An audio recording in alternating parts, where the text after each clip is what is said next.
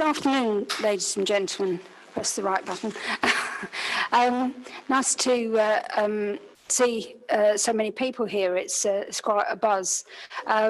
Welcome to our Police and Crime Panel meeting. And just to let you know, we are being recorded, so please do use your microphones. Okay.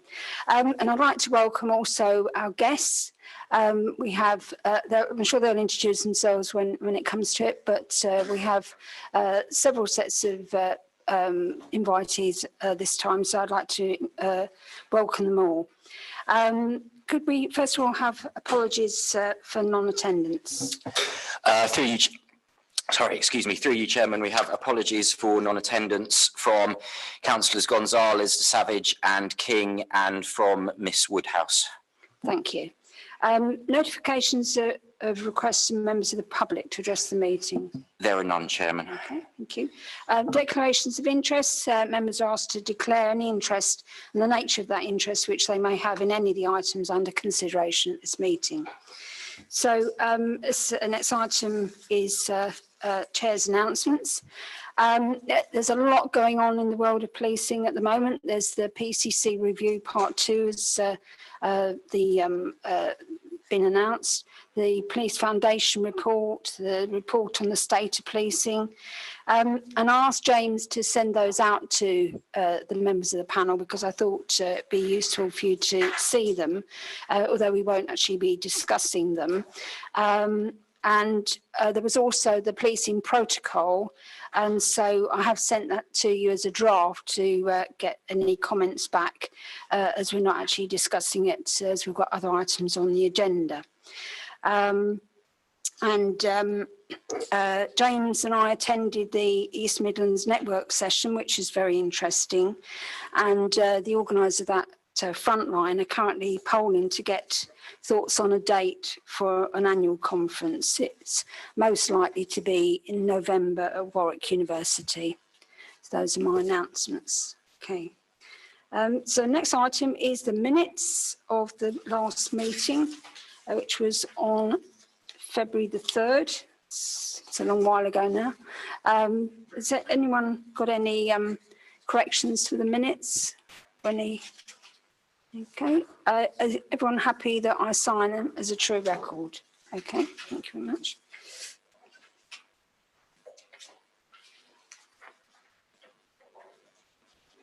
Okay, are there any comments on any follow-ups to the minutes? I don't think there was anything that was sort of outstanding that isn't already on the agenda anyway, so I've signed it in the wrong place. Okay, much. Okay. So we're on to the main business of the meeting now. And the first item is priorities in Northamptonshire for managing fire safety risks in residential properties, including houses of multiple occupation. I would like to invite the Commissioner to present the report and introduce his guests. Good afternoon, everyone. Lovely to see everyone. I'll say on this bright, sunny afternoon. So, Madam Chairman, the report in front of you provides a useful background to the work undertaken by the Fire and Rescue Service to deliver its prevention strategy, which obviously includes improving home fire safety and reducing accidental dwelling fires. We are joined today by Sean Hallam, who is the assistant, I should probably point them out. Sean Hallam, who is the Assistant Chief Fire Officer responsible for community risk, and Scott Richards, who is the Fire Protection Manager who oversees the protection team. They will give us a brief presentation, then answer any questions you may have. I will now hand over to Sean. Thank you. Thank you very much. And Sean, I think you're going to use the screen behind me, so I'm going to move to the side so I'm not obstructing it. Okay. Thank you, Commissioner, Chair. Well, thanks for inviting us, actually. I think I've met the majority of you over the years, and for those who I haven't met, I have the great pleasure of managing service delivery for the service. So I have prevention, protection and response, Now, I've got the presentation in front of me because I think I'm getting older now. I'm going to get some of the details of it. You probably won't see it on that big screen, so I will explain it as we go through. Actually, this subject is quite a big subject for us, managing fire safety risks in residential properties and everything, and including the risks associated with multiple housing, multiple occupation, because it spreads right across from everything from prevention and looking at the behaviours of people when they live in their home, all the way through to the built environment and what that looks like from an enforcement of protection standards and everything. So we're going to do it as a bit of a double act as we go through. I thought I'd bring the more technical expert with me to answer all the houses and multiple occupation questions, what Scott doesn't know on this and everything would surprise me if he didn't know it. So we'll open that up as questions. So I'll go through the first bit, just give you a bit of an overview of our prevention strategy and everything, and then we'll move on to HMOs, if that's okay. So I think we're going to do this by glamorous assistance. So James, could you change the slide, please? Oh. Right. So as you know, fires in the home, dwellings, you know, when you get a fire in the home, it really affects, you know, not only that family that it involves, but if you think about the social and economic impact of that as well, the local community impact and everything, it's quite devastating. And unfortunately, over the years of doing this job and everything, you see everything and the way that the impacts that it has. To give you an example of it, I've lifted that graph. Actually, you don't need to read the detail of it. You can see the spotty map underneath. To actually turn around and say, well, these are all the residential property fires that occurred from 2015 up to now. It's lifted. If you want any more detail on that, it's actually in our community risk management plan to give you the breakdown of what that looks like. But if you overlay that as a county and think about the county, you can pretty much see where the main towns are, where the rural areas are, and where the density of where our response goes to. The number of property fires that we go to, you know, I'm pleased to say, it does go down. Accidental dwelling fires is reducing, but we also know it's a growing county. You know, it is a big county. Working smoke alarms for us, that comment at the top, I linked it to your paper actually, into the Fire Kills campaign and everything, because it's their data on that. You know, 8 times more likely to die from a fire in the home if you don't have a working smoke detector. It's much better when you've had a fire call, when you get that call at 3 o'clock in the morning, you go into a house fire and you know there's been a smoke detector has gone in, alerted the family have got out, and you're dealing with a property fire, not people in a property, which is a total different scenario. So making sure that they've got a working smoke detector is key for us. But as you'll see from the data, that fires generally they can occur anywhere. You know, where people live, they can occur everywhere. But generally they occur where, in the main towns that we're looking at, they generally are in the evening and they generally revolve around the kitchen. There's many other areas that it does cover off and everything. You can understand why fires occur. But they're kind of the common areas that we actually go through. Can you change the slide, please, James? So our prevention strategy. We've identified our priorities within our prevention strategy, which forms part of our community risk management plan and sits under their keeping their community safe and well. Now, the top 5 strategies that we've got within that, and I've added the link in the paper so you can have it. It is published. It's on the Northamptonshire Fire and Rescue Service site, so you can have a look at that in way more detail. But the top one there, obviously, is improving home fire safety and reduce accidental dwelling fires. That's a key focus of what we want to do, because we want people to feel safe and secure within their own homes and everything. And that's where we target a lot of our resources from. Just for awareness, obviously, the other bits that sit underneath that is reducing arson and deliberate fire setting. Obviously, road safety and everything sits in there. Engaging with young people to improve safety awareness and deter and divert from antisocial behaviour and fire crime is a key area, and obviously water safety under the bottom. But a big area of our business generally focuses around home fire safety. If you change the slide, please, James. But the challenge we have, as you can imagine, population of Northamptonshire is really good because it's growing quite regularly. But then there's around about, 750,000 people who live here. The key bit for that is looking at the risks that we have. And so we need to identify our resources to use them in the most efficient and effective way to get to the right people that we should be getting to. So we want to make the biggest impact with our resources, and that's why we focus this on a delivery triangle. And so the top part of that, and I know you may struggle to read that at the top because I do from here, but the biggest bit there is the specialist support. For some of those ones where we've got the most complex needs, that we need to really work with some people because of the various issues that are associated with it. We actually do that and we deliver that through our own prevention team. So we have people that are trained up to either deal with those specific issues or as part of a wider multi-agency partnership approach. And that's one area that the Commissioner has invested into. If you look at the complex case officer, when I speak to the complex case officer, when you go through and look at that particular area, and there's some case studies in there that are quite worrying, as you can imagine, but there's some really good evidence of strong change you've made for the benefit in going through that. The middle area, that targeted engagement, you've got to think that we've got 22 fire stations. I've got all the resources. It's part of the role of every firefighter and everything to deliver prevention work and to go out and engage with the community. And so we use all of our resources to look at targeting that. So where the risk isn't so high and it's proportional, it doesn't need that specialist kind of response, then we will use all of our crews who are trained up to deliver home fire safety visits, to go into people's homes, to look at then, have they got working smoke detectors, provide general fire safety advice, evacuation plans, electrical safety, etc., to be able to support them. Now that's embedded within everything we've got within the performance framework we've got across the service. So each station will have an assurance process and they will have targets to go out and engage and generate home safety visits in those at-risk groups. And I'll come to it in a minute where those referrals and everything come through to ensure that we are doing it in the right place. The other bit you will notice if you've had a look at our website is that it's always good to have that universal offer. As is that most people, if we can give them the advice, most people want to help themselves. They take responsibility for their own lives, their own safety in the home, their own families and their friends, etc. And so we ensure that there is a universal offer there, that it is available, there is advice there. We actively update it to make sure it's engaging. It comes through our communications channels that we pump it out through various campaigns to ensure that we're always promoting prevention work. You change slide, please, James. So this is where it gets a little bit more complicated. I did warn at the beginning that you won't be able to read it. All you need to see is the colours. So the biggest thing here is actually it's less about the property and it's more about the person. So if you think about it from how we can target the resources, it's linked into the what is the person-centred approach.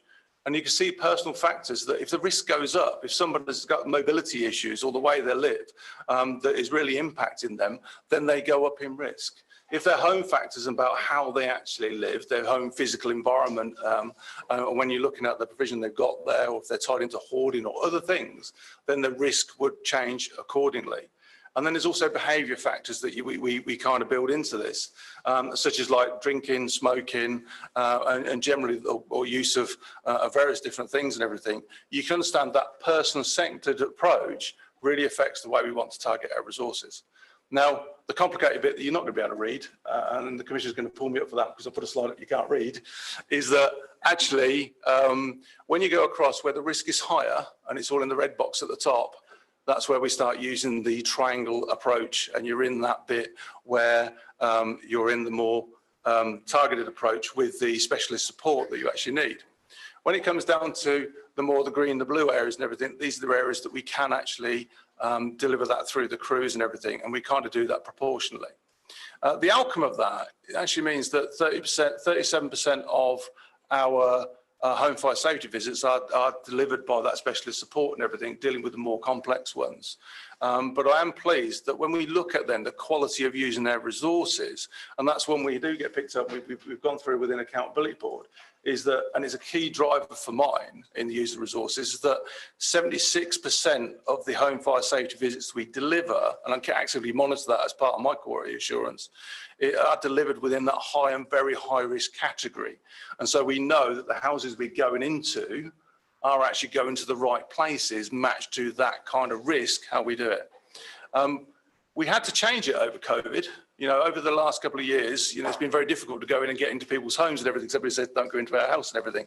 So we did adapt, and we adapted it to start triaging by the phone, to really go through that, contacting people, go through that triage. But if it hit one of those triggers that dropped into that high and very high, we still carried on and followed that through because the risk was proportional to put that inspection in place to actually do that. And we learned a lot through that. And so this process was actually delivered as we went through. Could you go on to the next slide, please? Okay, thanks.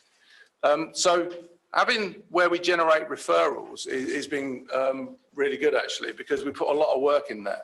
The person who's not here today, but if we do need more information on our prevention is Lisa Bryant, who's the head of our prevention, safeguard and a partnership manager. And she's done some brilliant work across all of our partners and everything, and ensuring that we get the referrals coming in through partners and everything so that we can get out and reach the right people out in the community. One thing COVID has been good for us, and it's about the way the total county response has gone to this. I think we know our communities better than we've ever known our communities before because of everything that's gone on. And building that in the way we actually target those referrals and in the way we deliver our strategy moving forward ensures we get to the right people. And so there's ways that referrals, particularly for home safety advice, can come through. And that's like the occupiers making a self-request. And if you're not familiar with it, have a look on our website. You'll see you can actually go through that. If you also go through from partners can go through and it will be triaged accordingly.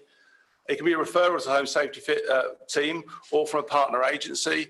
And we've done a lot of work with different partners.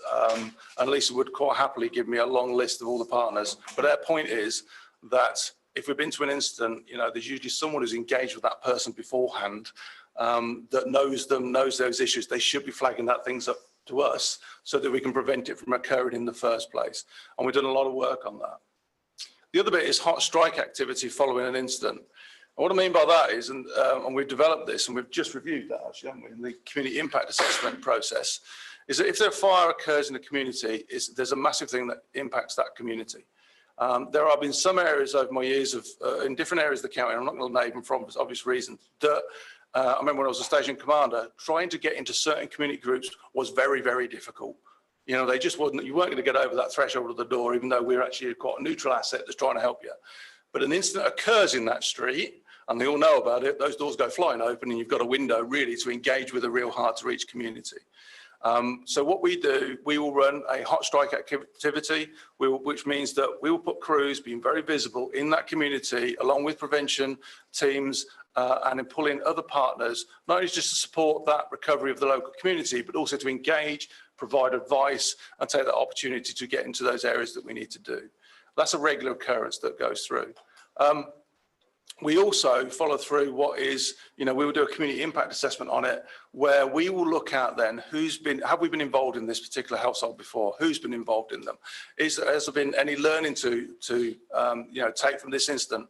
Are there similarities to other incidents of this particular type that we need to adopt our strategy and everything? So we will actively look at how we continually improve that by reviewing exactly what's going on. There's also, as part of what I said about station plans, there's direct engagement. So each of our stations has a list of their community. They have the areas of deprivation identified. They can directly go out. Obviously, it's been held back over the last little while, but we're now back up open to go out and do this, where they will be tasked with go out directly, engage with, find the groups where you need to tackle these particular groups and everything in your area and everything to ensure that you're out there actually providing the advice directly in the home where you can do. And they are measured on that performance. Our aim is we aim to get around about 5,000 home safety visits delivered each year. We took a bit of a knock, obviously, with COVID by the way we're doing it, but they're actively catching up with that now. I think we're around about getting towards about 4,500. So I think we should be able to push to get that way, is the reassurance I'm getting from the stations, and that they're proactive in that, which is really good. Obviously, we said that, you know, generated and completed by partner agencies such as Age Concern. So we will work with other agencies to train them where we can, because, as I said, when we go through a community impact assessment, there's nothing worse than knowing that another agency has been into this particular property quite a few times, and we haven't picked up the fire hazards associated with it. And so that's where a lot of our training comes in. Or a direct request, as you can imagine, the last one is someone just knocks on the door for advice on a station. So that gives you a very, very brief, and I'm very conscious I talk very quickly over this bit, but just a general overview of prevention when you're looking at home fire safety visits in the home. And what I'll do now is I'll hand over to Scott now, because houses of multiple occupation and everything is kind of the other side of it. And I think if you want to go through that now, then we can ask questions at the end. Thank you very much, Sean. Yeah, so from the point of view of the protection side, so the protection element of the fire service is the legislative requirements, where we undertake the inspections and enforcement of activity and standards within it, all types of premises, offices, shops, factories, but it also translates under the fire safety order into houses of multiple occupation. Now, it's fair to say, and I'm sure you're all aware, the primary legislation for houses of multiple occupation sit within local authorities under the Housing Act. But when the fire safety order was drafted and empowered, it does give us powers as a fire authority within these, but much more limited way. So we've got the definition of a house of multiple occupation up on the board there. So you're talking about 3 or more people who form or from more than one household. So that a household could be one person, a couple, or a whole family, and then it's having those 3 people in those circumstances. So we do see a range of different types of HMOs and makeups for the HMOs in regards to, you might say, students. So it might be a property filled with 5 individual students, or it might be something more like bed sits where you have small family groups within them. Now, in all cases, we work quite heavily with the local authority and the private sector housing team within the HMO world and what we do. But what we have found is, and what is identified nationally, is there is a significant fire safety risk within these properties. And the way that occurs is because of the nature of the way that they're occupied. So it says there, it talks about that these 3 or more people from 1 or more households will have shared facilities, so the kitchen, etc. So to give the analogy and description around where that fire safety issue increases, and when you look at house of multiple occupation, probably account for about 5% of the residential properties in the country, but it's around 34% of the fire deaths and nearly 40% of the overall fires occur in them. So that just to give you that context of, whilst it's a small proportion, a lot of the fire safety concerns do come from them. So with respect to them, it's the dynamics in which the property is operated. So you might knock on the door at a particular time of day and ask who's in. If you went to, say, your home or a single family home and ask who's in the property, you'll more likely know and get told. House of multiple occupation, the way different people live their independent lives, they may not know each other's name, their shift patterns. One might be cooking while another person is sleeping. All these increase that risk around that dynamics around that property is occupied. And that's where the legislation comes in to provide that extra fire safety resilience, that extra fire safety methods in place. So with the HMOs that we have at the moment, and I'll explain later in regards to the numbers, but there's over 2,000 on our system that we have within the county. Some are licensed by local authorities, others are not. If you go to the next slide, please, James, and this will only be a quick one. This slide is just there to identify what we've seen over the years is, on average, an increase per year of 200 HMOs that we become aware of each year. That's the primary intent of that slide. So then the next one, please. And just as well, this is my last slide, but I will talk forever on it, so you might have to interrupt. So the risk-based inspection programme. So I'll step back a little bit. For the Fire and Rescue Service as a protection authority, the way we discharge our duty, as other services, is something called the risk-based inspection programme. So in the county, we have over about 25,000 individual premises that we may regulate. Clearly, we can't have a situation where we'll be visiting every one of them. One, from a proportionality of risk, they're not all require that level of risk or intervention, but also it's that proportionate of targeting a higher risk. So our risk-based inspection programme has been devised to look at the factors that increase risk in different types of premises. And bear in mind that does also include commercial risks, hospitals, care homes, industrial risks, etc. And that equates for 1,721 premises that are in a 3-year plan to be inspected. Now, within that plan, that incorporates our 200 unknown HMOs that we see every year. The reason why we include those is where we've got historic HMOs and we've been and dealt with the premises, dealt with the responsible person, the landlord, the owner, the managing agent, we have fire precautions put into these that manage the risks. And invariably, the majority of those will then keep them maintained. Where we take our immediate enforcement action, which is around either prohibiting a premises use, restricting how it can be used, i.e. upper floors, basements, etc., or we use our enforcement powers to ensure in a set timescale that certain precautions are included, the vast majority of all those instances occur with premises we are unaware of or have never had dealings with. Usually, as I say, the ones we've dealt with historically, they've put the precautions in place. Now, within that risk-based inspection programme, there is a portion of properties which we've included, which are all the properties we have ever taken a formal enforcement action against, ever. This is for a number of reasons, but one of the primary reasons is to look back and see how effective that previous enforcement has been. Are people still complying? So we did a lot of work with them, had to force them down a road of compliance. Have they carried that on? A big proportion of those have been the housing multiple occupations or areas of sleeping accommodation predominantly.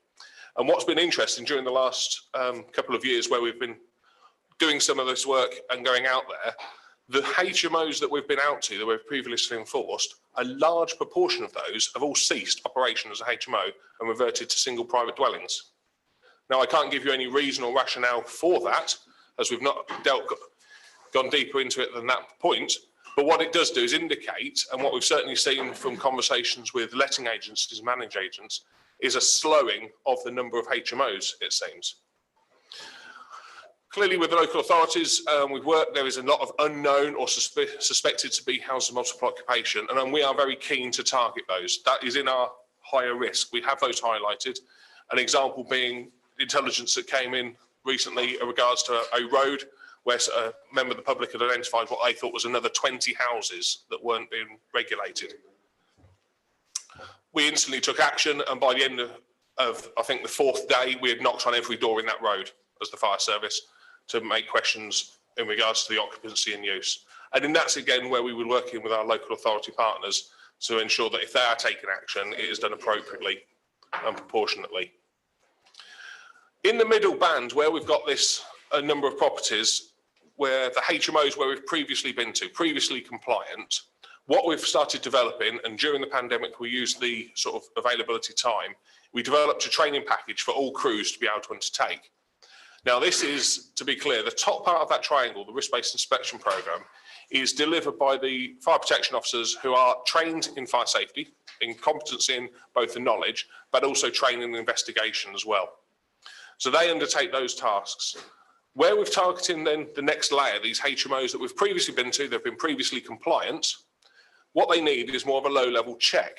What that doesn't need is to tie up our more experienced officers in that arena. So we've developed, and now we've undertaken the trial with a number of stations, and now we've started to push out to all the other stations. So these, let's say, historically compliant HMOs, crews are able to contact the landlord, arrange a visit, not only to visit and do a walk around, and their skills now in the training has provided the ability to identify if something's wrong, if there's an issue. Not to give you advice about how to correct it, that would immediately refer up to a fire protection officer, but they can give a check and a discussion. What that also does, and the benefit we've seen come back from a couple of the landlords, is having the fire service come into their property as doing a check is also immediately engaging with the residents.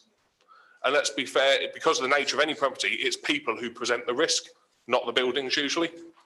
So having the way we're pushing it is for landlords to see this as having the fire officer or the fire services to come in.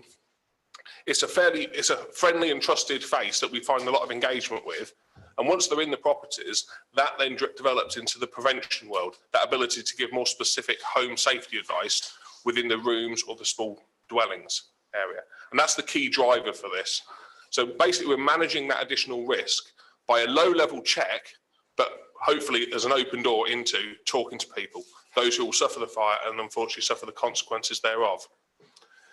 That activity, as it starts to develop this year, and what we'll see is, as the competency of crews and how we use crews, that may develop into other areas or other buildings. But certainly for HMOs, it will start giving us more information, more intelligence. If, as they go out, they identify issues that are increasing, again, the fire protection officers can pick that up, work with local authorities, and we'll hopefully start to see any patterns that come out of that and be able to look at the data. But it is a really good use of our operational crews out in the community and how they operate. Because it is, if they go in and find a door that's missing, a smoke detector that's not working, a fault, we have an immediate risk gap that's increased and there's a risk to life, and we can immediately take action to bring it back down as appropriate. The remainder of the properties at the bottom of that triangle are the wider groups, the lower risk properties, those that we're not going to effectively target in that respect. But what we have done is developed lots of online guidance for the other businesses and commerce, etc., to be able to access. And as it is in the Fire Services Act, we will always give free goodwill advice to anyone who wants to improve their fire safety any day of the week. But generally, that's how we manage the fire protection delivery. There's lots of other activities that go on within fire protection, such as work within building regulations and licensing. But I'm conscious that's not what I've been brought here today to talk about. But again, I could talk forever. So apologies. Hopefully that gives a context of that. The last thing I'll say, just for clarity then, when we talk about the HMOs and what we can do legislatively, we can go in the front door, we can go up the corridor, we can go up the stairs to the kitchen. What we as legislative officers can't do is go into the bedrooms, and we have no enforcement within the bedrooms. We can have a detector in the bedrooms, and we can have a fire door to stop the fire in the bedroom coming into what we call the means of escape, but we don't have that ability, unlike our partners in local authority. And again, that underlines where the crew's going in to do that checks, getting the invitation into someone's bedroom and having that discussion around how they operate in their room is so key. Hope that's helpful. Thank you, Scott.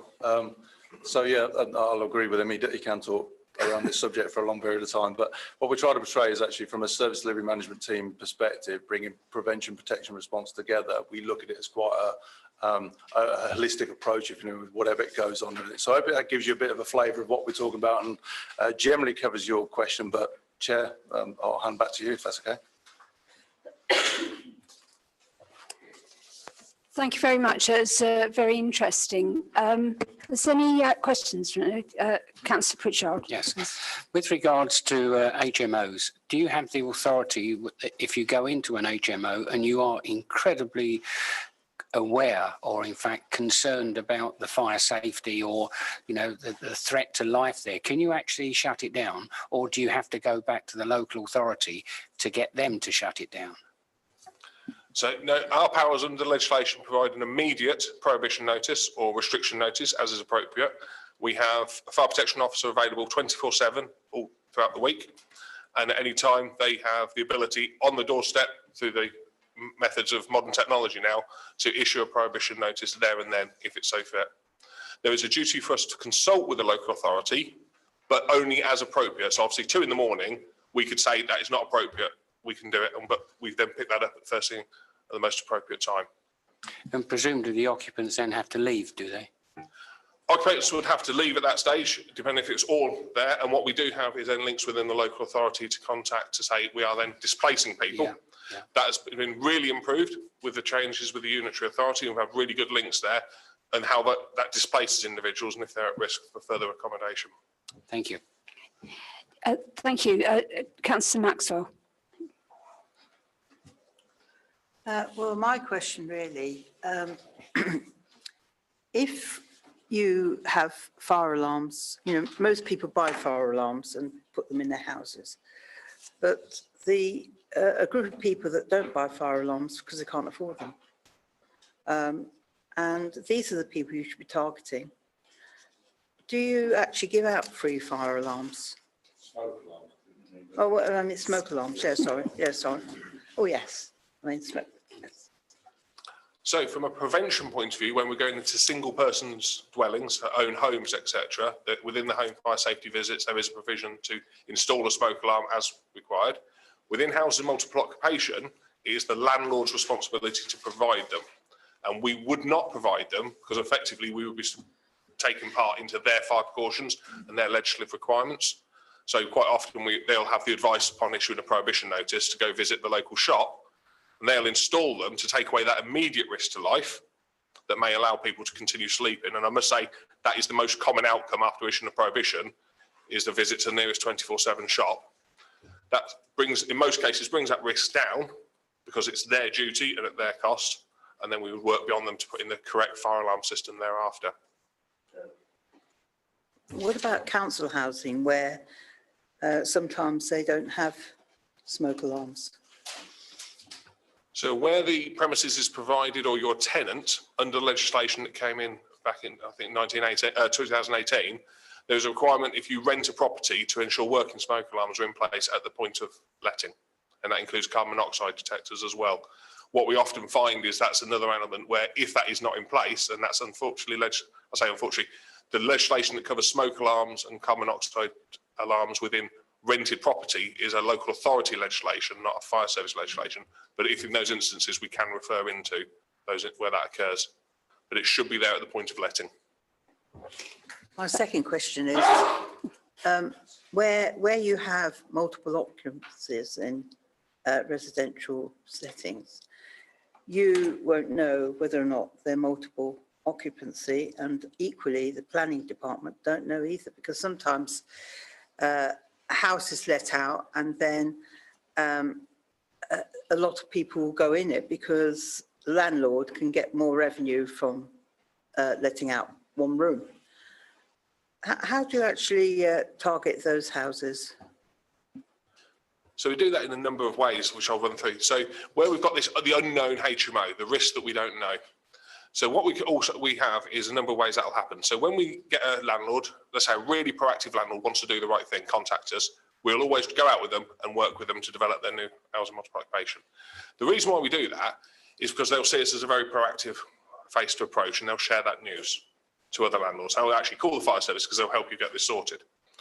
That ties into the second point, which is we'll also, I mean, we haven't done it recently, but we'll start to do it with the local landlord forums. Go in to the proactive landlords when the local authority hold those events. We'll go in there and give that goodwill advice as well. And my experience, and it is for many years when doing those events, is at the end of it, when we've all finished, there is a line of people usually near my table to tell me about the bad landlords in their street, in their area. Because you have engaged the really good landlords who want to be proactive, and they want to drum out the bad elements or the unknown elements.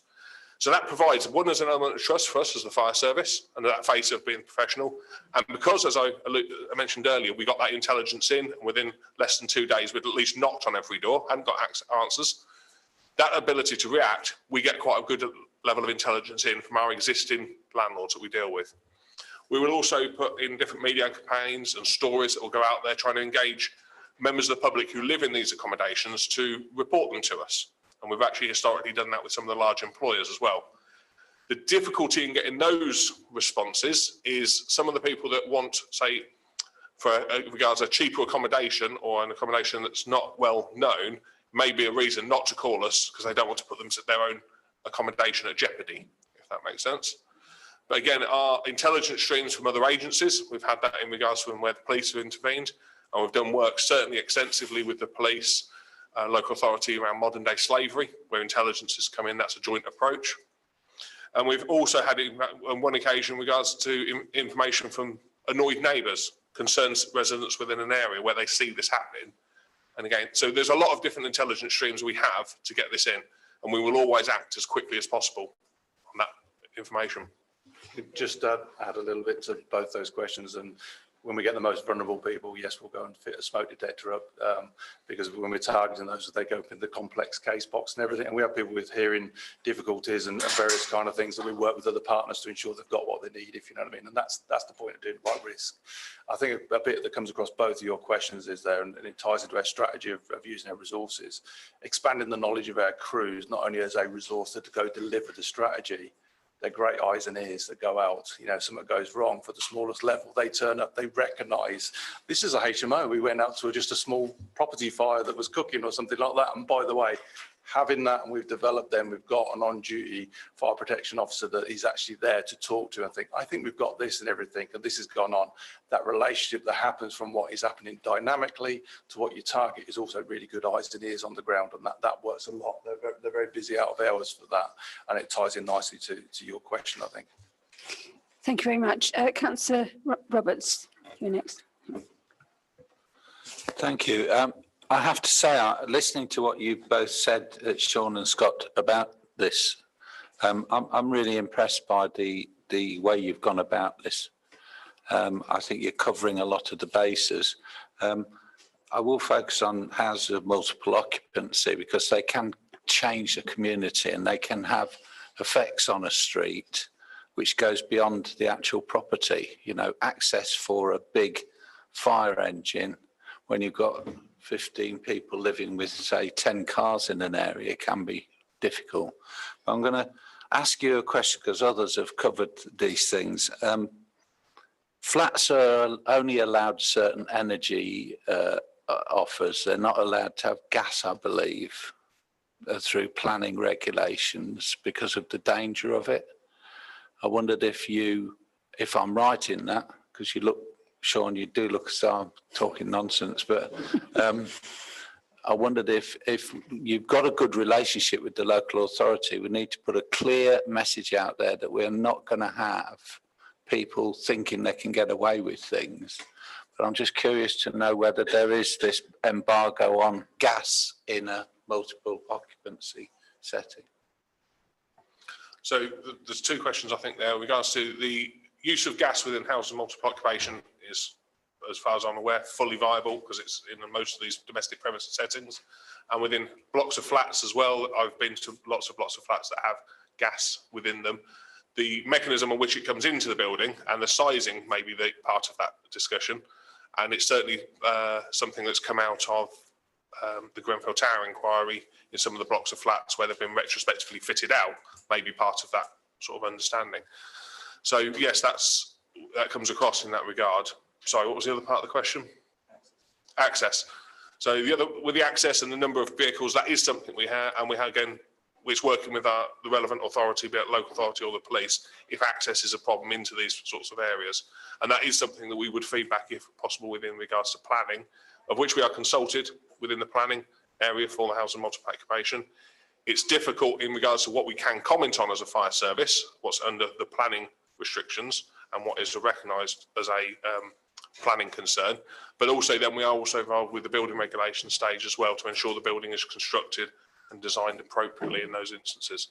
It always comes back, I feel, to the premises that aren't following the rules, if that makes sense, which is the message, local authority ourselves with the convictions or actions to push that of you won't get away with it and there is repercussions. If I may, Chair, that is the part that I was kind of not aware of, I have to say, and I'm most grateful that that work is being done because this can be horrendous, the results of this. But thank you for that. Mrs. Shields, you're next.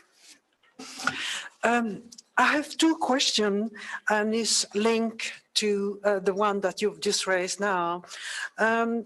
If a single house have occupier who use gas cylinder as a method for either cooking or heating themselves, especially at the moment where the situation of energy is increasing, I am aware that there are people who are taking this kind of measure. So unless you have members of the public who report this could be another danger for increased fire.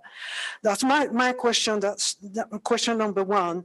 And it's also linked to your page 22 on your home fire safety visit, your risk matrix.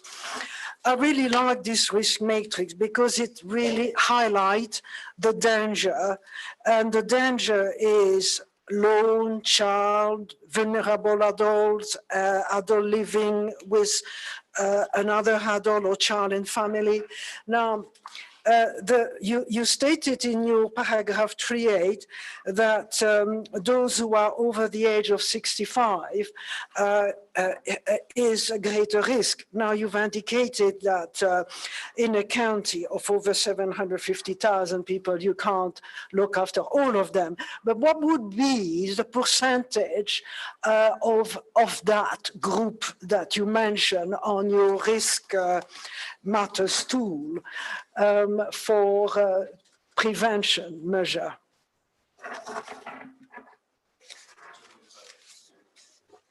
Okay, so in response to the first question, around liquid petroleum gas, LPG gas cylinders, there's two ways of breaking that down. One is there is a lot of homes in the county that are legitimately powered using that, and you'll have seen these with usually the green cylinders in the garden or a row of gas bottles at the back of the wall. Done correctly, piped correctly, same as gas regulations for natural gas. then that's obviously managed in that way. I think where you're coming from is the concern of people bringing in these alternative fuel sources. And quite clearly that has been discussed, and it is something that the way that the service runs, we have the service delivery team meeting every month. That is prevention, protection and our response. Every month we go through this, and it is continually what you might class as horizon scanning of the risks, not only in regards to that, the development in regards to the world in general, electric vehicles, etc. There's lots of things we're continually monitoring there, and we would be looking at fire trends, intelligence, both locally and nationally, to then respond accordingly to any of those risks as they become apparent, would be the answer. Okay, Councillor McGee. Yes, thank you. I have two questions, please. One firstly on the HMOs and then another on your more generic presentation. So you're creating this image of a kind of HMO radar that you seem to have. I wonder how many of those are in my area, because I have quite a few that are clearly visibly run down and probably not within the regulations that you discussed. A lot of these landlords can be absent landlords. They can be a bit mysterious. They sort of buy their house, claim their money and then leave. What is your powers in the difference between a resident being held accountable and a landlord being held accountable? How do you deal with these landlords that are particularly difficult to get hold of? And are they ever kind of encouraged and forced to see the reality of how these tenants are living? And then I'll ask my next question, if that's all right. Thank you. Sorry about that. I was just trying to get to your second part of the other question, everything we never answered, which was the question around then targeting the over 65s.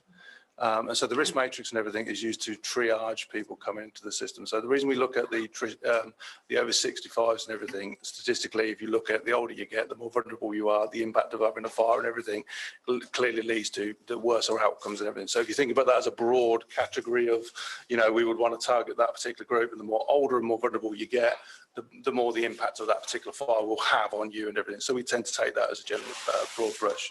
The other categories that you've got in there and everything cover all the other kind of person-centered approach and everything have an impact. And so when they come in for referrals from other agencies, or as we target them through, we would pull it through and triage it through this process so we get the right resources allocated to them.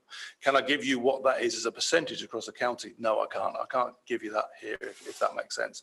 The ones that are dealt with, which is what I put in the report, by our specialist teams and everything, which generally fall into those kind of categories, is about 37% of the work.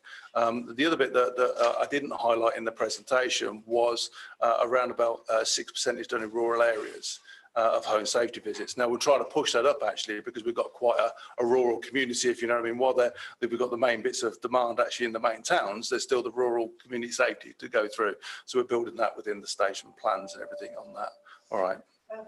Sean, you say that you haven't got the percentage, but if you look into the national audit statistic for Northampton, you will have some population generated by different age. So you could compile a list so like that you would be able to provide this information on part of your matrix risk. We have actually got that broken down in the back of our community risk management plan, where we look at then the population breakdown of risk. What I haven't got is a correlation against the number. We'd have to do some work, the correlation against that, if you know what I mean, on the demand. So we can follow that through. That's fine. It's made it so exciting, someone's trying to borrow that way in. It's the Easter Bunny. Quite distracting, yeah. Sorry, I think Councillor McGee's question wasn't completely answered, is that right? Yeah, sorry. No, so in regards to, obviously, you're concerned about how many of the housing multiplication in the area, that's data that can be provided if requested, that's not a problem. And if there are properties in the area that you think there is intelligence to suggest they are concerned, again, send them straight through, and that may have priority straight away to go out and start the door knocking, which we'll do during the day, and if not, we'll go then in the evenings to get the contact. What that leads into, the second part of that, your question was in regards to the accountability of the landlords.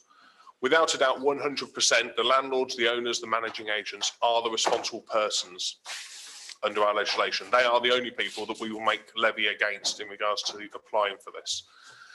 With regards to the tenants are the people that we are looking to safeguard. And usually when we find and visit these premises, what the tenant does is they will have a mechanism to contact this person, regardless if they're up the road or in another part of the country. They will have a mechanism purely because there is a mechanism to, in effect, gather the finances, the funds, the monthly rent, as it were.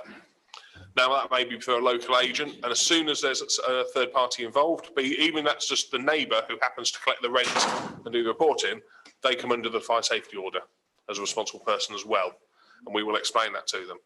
Our access to landlords and to compel them to there, the legislation clearly makes it them and it with their requirement, and we will often require them to attend the property in the can. Clearly, if they're remote, we have to work with that, or throughout the country, we work with a local agent.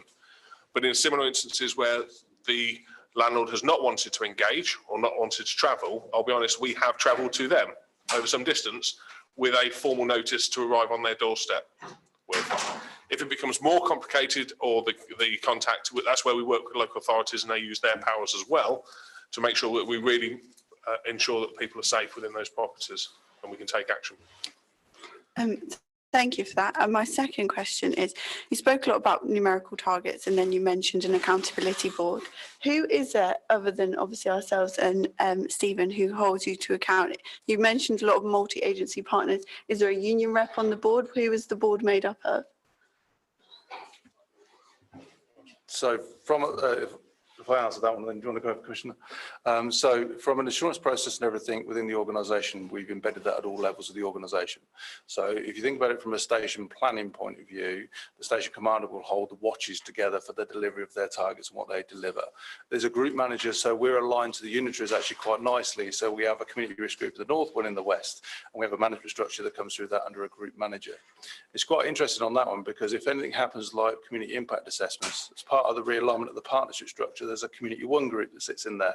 So if we had, issues of arson or serious incidents in the community through a community one group, we can actually then look at then how then we respond to that. And we've done that quite recently, actually. And that could be then a multi-agency response around that.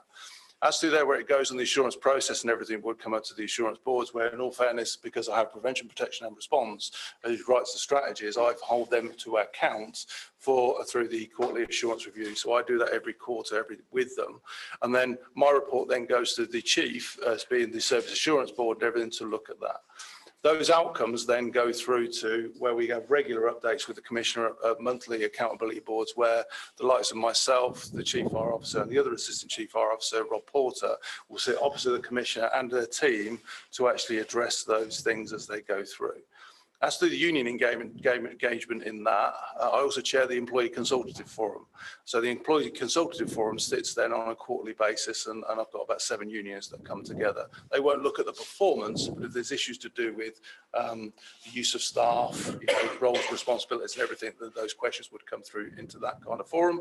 But also then to support me in that one, I have a mix between management and union. So if there are any issues that will come out, then it will come out and be discussed outside of that. Accountability board and everything, with a key lines that we want to look at is picked up through the Commissioner. Yeah, ultimately, as you know, I'm elected every few years. I am the people's and the public's representative, so ultimately they're accountable to the public through me, if that makes sense. Obviously, there's various legislative bits that we make sure that we kind of monitor, and we have a number of kind of mechanisms to make sure that we do it.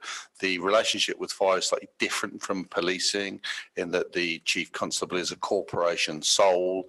The chief fire officer isn't a corporation sole. He's had a paid service, but ultimately I'm the employer.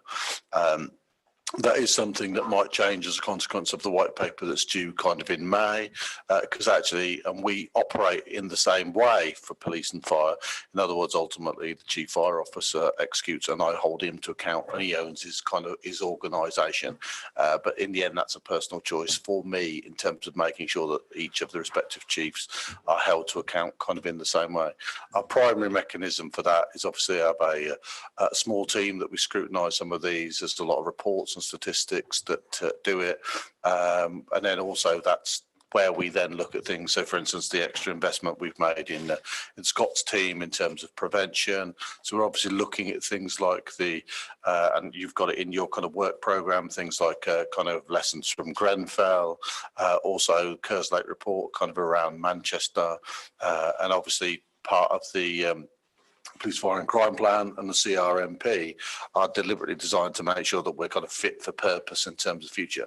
Because if you actually kind of look at fires after the last 30 years, generally they've kind of come down, but they're now on a plateau that kind of that's sort of stable, if that makes sense, and probably likely to go up. But actually, you know, fire, in addition to fire response, you've got, you know, things like water, climate, some of those, in addition to kind of road traffic.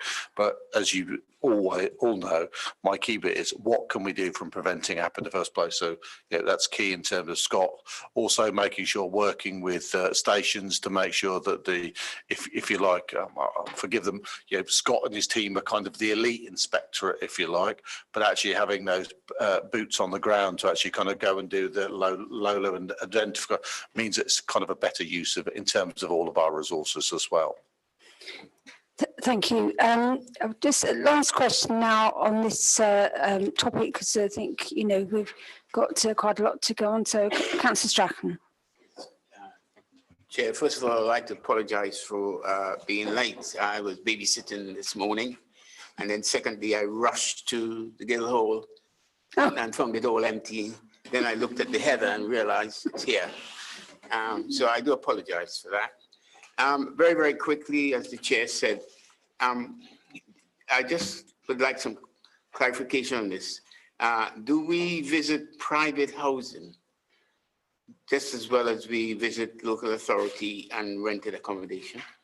Do we do that? And then secondly, we keep talking about just about the landlords.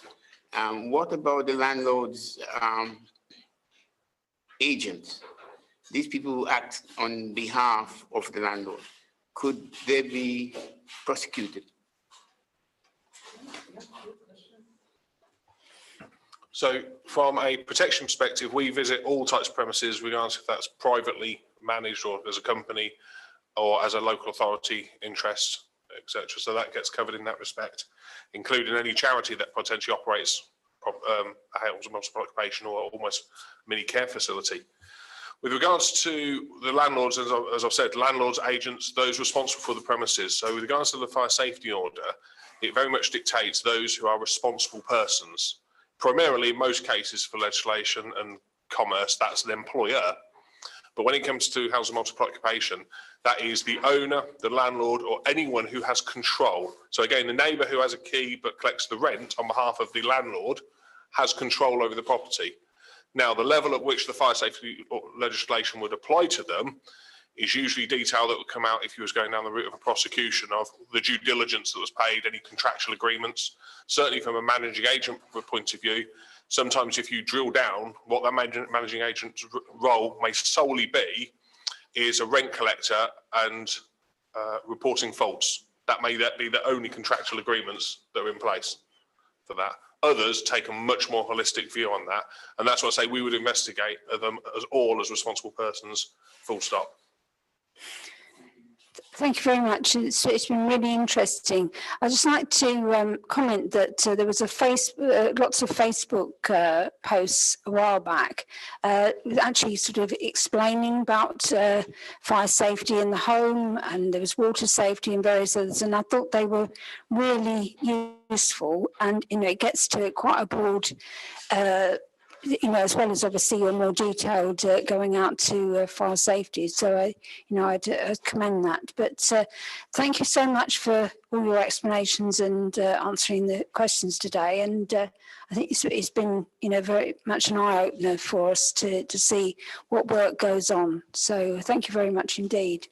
Thank you, Chair. And we really appreciate the opportunity and everybody, all the questions. It's really good to reflect and test it. One thing I will say on your last comment about Facebook and everything, actually, that's a good example for us underneath the new governance arrangements that we never had a communications team. And when you're looking at building communications and you're looking at the bottom end of that triangle, to turn and say, how do you get that information out there so people can help themselves and everything? That's where a massive difference we've shifted it. So from a prevention and protection point of view, we've got a complete strategy that ties in with getting that communication out. So it's really good to hear it's coming back the other way and it's been successful. Thank you. Okay, thank you very much Madam indeed. Chairman, can I just offer my thanks for their time this afternoon? Thank you, gentlemen. Also, I do encourage you all, when you all go home, if you do nothing after today's meeting, go home and test your fire alarm, because that's reducing risk in the smoke alarm. Sorry, you got me on it now. Here, I was like, darn it! I was like, but I would, and it might be a theme that I might return to during today. But actually, that is why it is really, really important as councillors that you encourage your organisations to share data. The more information we can share, whether it be fire or other forms of community data, we might reference at some other point later, it is really, really important. By sharing information, we can protect our communities better. Gentlemen, thank you very much for your time this afternoon. Thank you.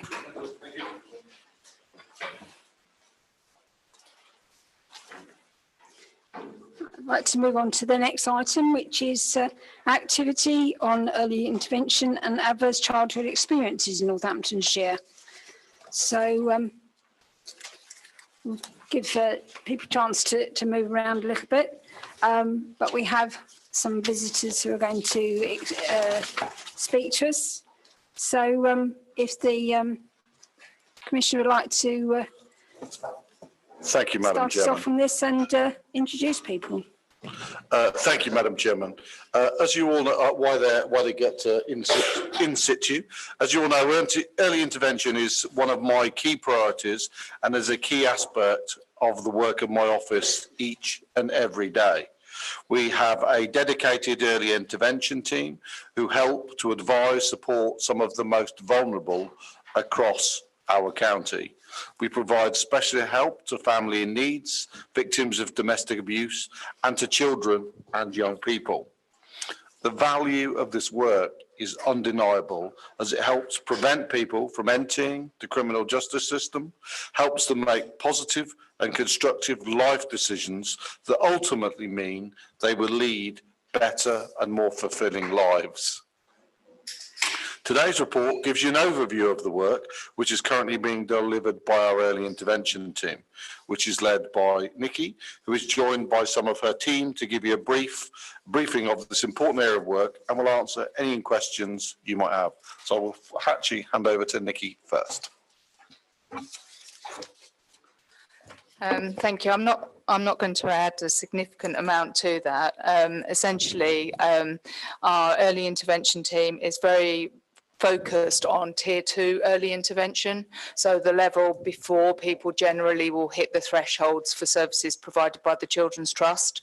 It was deliberately set up that way as to address an openly acknowledged gap in the county, and we do hold very, very firmly to our thresholds and push back heavily on the higher level services to make sure that we don't move away from that, because historically one of the issues we've had in this county is ever increasing escalation of threshold, which always knocks out the lower level services.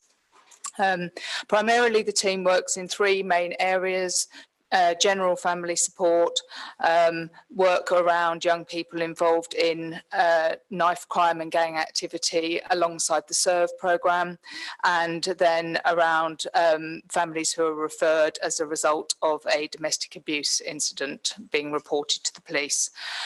So today we have Augusta, Gemma and Lauren here, who are each going to outline a case example for you to give a feeling for the sort of work we do. And then afterwards, if anyone's got any questions on the service generally, we will answer those for you.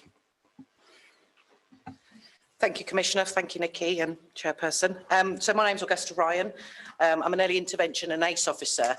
Our early intervention and ACE officers, as Nikki said, run across 3 projects. I work with the SERVE project, which is the Community Initiative to Reduce Violence, which is a police project, and the Commissioner has 2 early intervention and ACE officers that work within that project. Our key role within the project is to be the first point of engagement for a young person when they're referred into the service. So we're not a police officer making that first point of contact.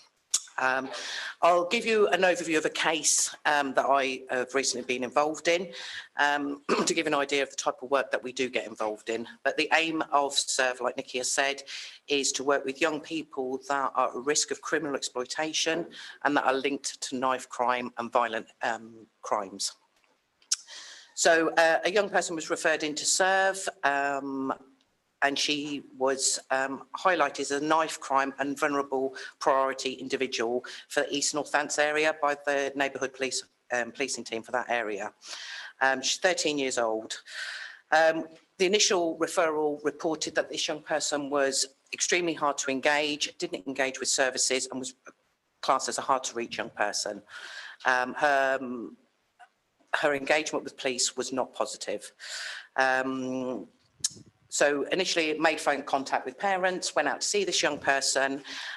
So for the first sort of part of my discussion with the young person was about breaking down those barriers and making sure that she was aware that I was not a police officer and what my background was and what my aim of that visit was. We discussed what SERVE does as a programme and actually what outcomes she could achieve, but also gave examples of what other young people had worked with us and what they'd achieved and what their presenting issues were at the time, and how for them they've sort of changed their pathway and reduced the risk of going into the criminal justice system, and what they managed to achieve from that. We spent quite a bit of time sort of looking at what her interests were and what aspirations, which then helped me to identify the right SERVE navigator. A navigator is a police officer that works within our project that becomes responsible for the young person and getting the right interventions for them. I'm pleased to say that actually at the end of that first discussion, the young person was on board, and I think her words to me was, "I'll give you a go."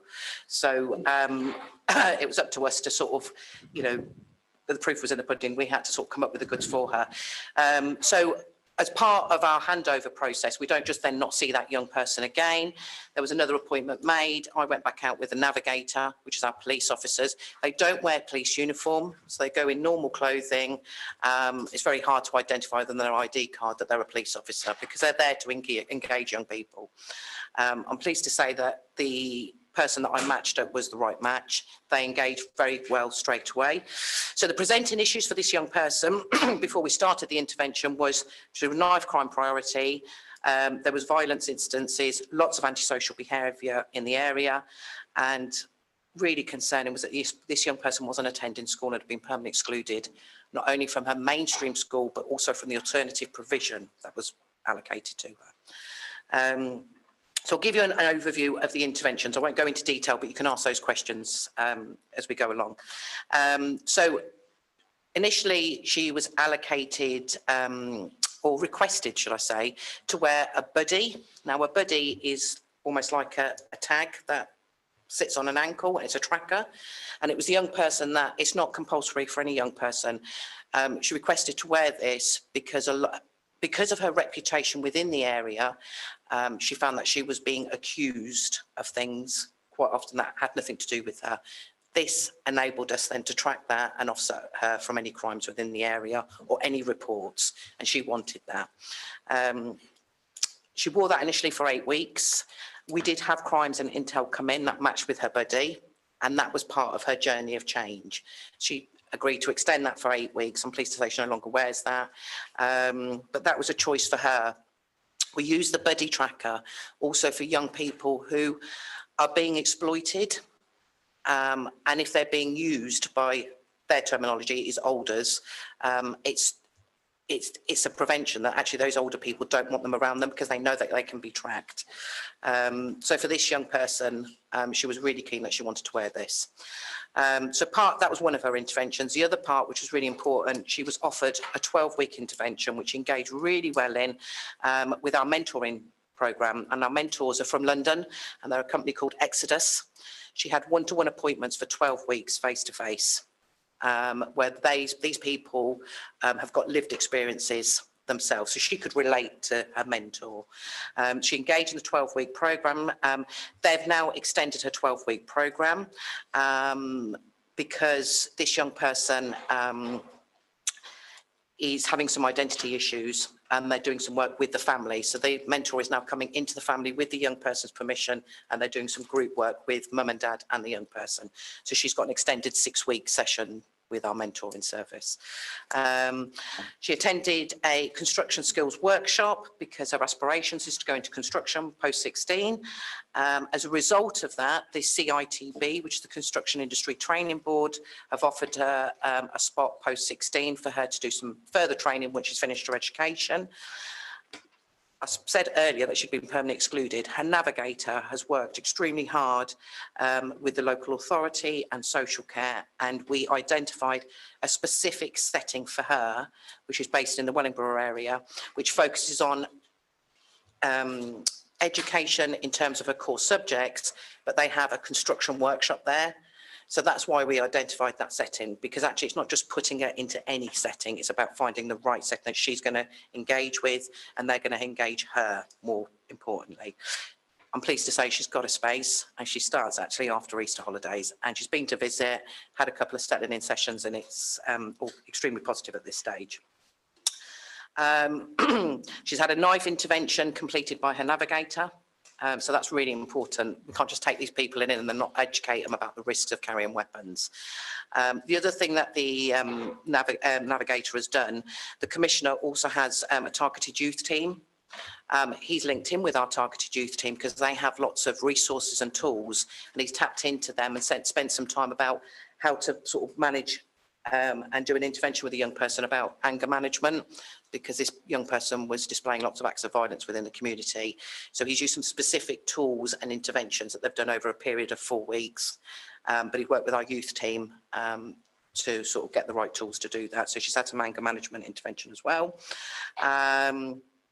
And the last piece of work that's outstanding is for her education. And like I said, she's having extended work with our mentors around her gender identification. And I think it's fair to say if this young person hadn't come into our programme, we would have continued to see acts of violence, knife crime, which potentially would have led to serious or fatal incidences, which we all know have happened within the county. There have been a continuation of cause of antisocial behaviour in her area, which impacts on the residents and the businesses. And actually her outcomes coming into adulthood would have been less, because she was at risk of not being in education. Her relationship as well with her family would have deteriorated. Then we would have had a further need for social care to be involved. But that gives you sort of, it's a brief overview, but that's sort of the type of young people that we work with within SERVE. But I will point out, had we not been the first point of contact for that young person, I'm not overly convinced she would have worked with our programme. Going in and not being a police officer is really, really important to break down those barriers and build that trust. So any questions? Do you want to do the questions all as in what? Do you want to? Yeah, but I think probably. Should we do the questions at the end? Yes. At the end? Yes, Yeah, yes. that's fine. Yes, That's yeah. absolutely fine. Otherwise, you'll steal your colleagues' great thunder, won't you, Augusta? Thank you, everyone. My name is Lauren. I'm one of the early help officers. So I was just going to give a brief overview of one of my cases recently. I had a year 9 young person referred to me via the designated safeguarding lead. And it was due to the young person taking an overdose. Presenting issues were mental health, decreasing school attendance and engagement with education, risky behaviours both online and within the community, and drinking alcohol. So I carried out an initial home visit. Following that home visit, me and mum identified that the young person would benefit from some one-to-one sessions covering protective behaviours. She was already receiving private counselling on a one-to-one basis around her mental health and the overdose, and she was also on the waiting list for CAMS. But there were some gaps in terms of covering protective behaviours, so I did sort of 5 sessions with her in school where we discussed healthy relationships, online safety, CSE, and staying safe within the community. Following my sessions, the young person There've been no further incidents of self-harm. School attendance and engagement improved, as did her relationships with her peers, which meant that she no longer wanted to move schools, which I saw as quite a positive because she was already Key Stage 4. And if she had wanted to move, there aren't many places available. Her relationship with her mother has improved. They're communicating better and learning to understand one another. The young person herself stated that she found the sessions useful and that she took away not only information, but strategies that she can use on a day-to-day basis to keep herself safe. Had ACE not intervened, her mental health may have continued to deteriorate. She may have continued to disengage with education, and the relationship with her mother may have completely broken down. We may have seen increased incidents of sort of risky behaviour, both online and in the community. And ultimately, we would have reduced the chance of positive outcomes for this young person. Intervening at the early stage that we have reduced the possibility of police and ambulance call-outs. There have been no further incidents of concern. The young person is now able to identify risks and keep herself safe when she's out and about, when she's online. And ultimately, that young person is now equipped with the skills to ensure that she has better outcomes and life chances. Thank you. Sorry, you have to excuse my cough.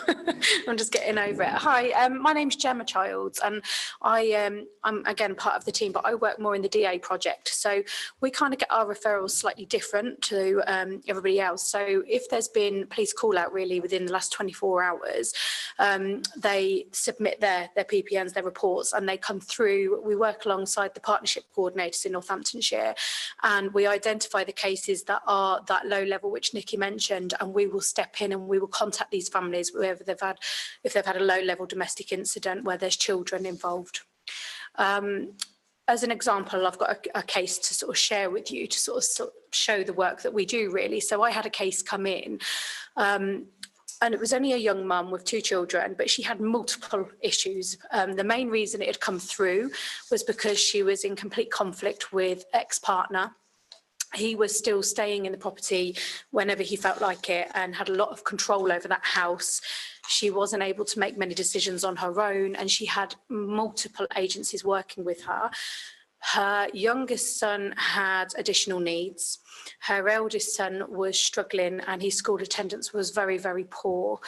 If mum had struggled with the younger child and the additional needs, or had been in conflict with dad, or if anything else had happened, her anxiety spiraled that much that she couldn't then get the eldest child to school. She didn't realise the relationship was as bad as it was. She just thought, oh, this is ex-partner, he's here to help with the children. And she couldn't clearly see what was going on because she had that many worries and concerns. So when we broke it down, I've kind of stepped in and supported. I've recognised all the professionals already working with this girl, and I've managed to pull them all together. We've started the early help assessment process through the school, who are now leading on that, and that's still ongoing. We had occupational therapists, we had health visitors, we had a lot of people, but she had major debt problems, money problems, housing issues, with the house not being safe.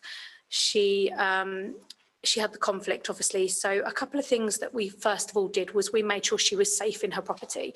So in regards to the safety aspect, partner did move out.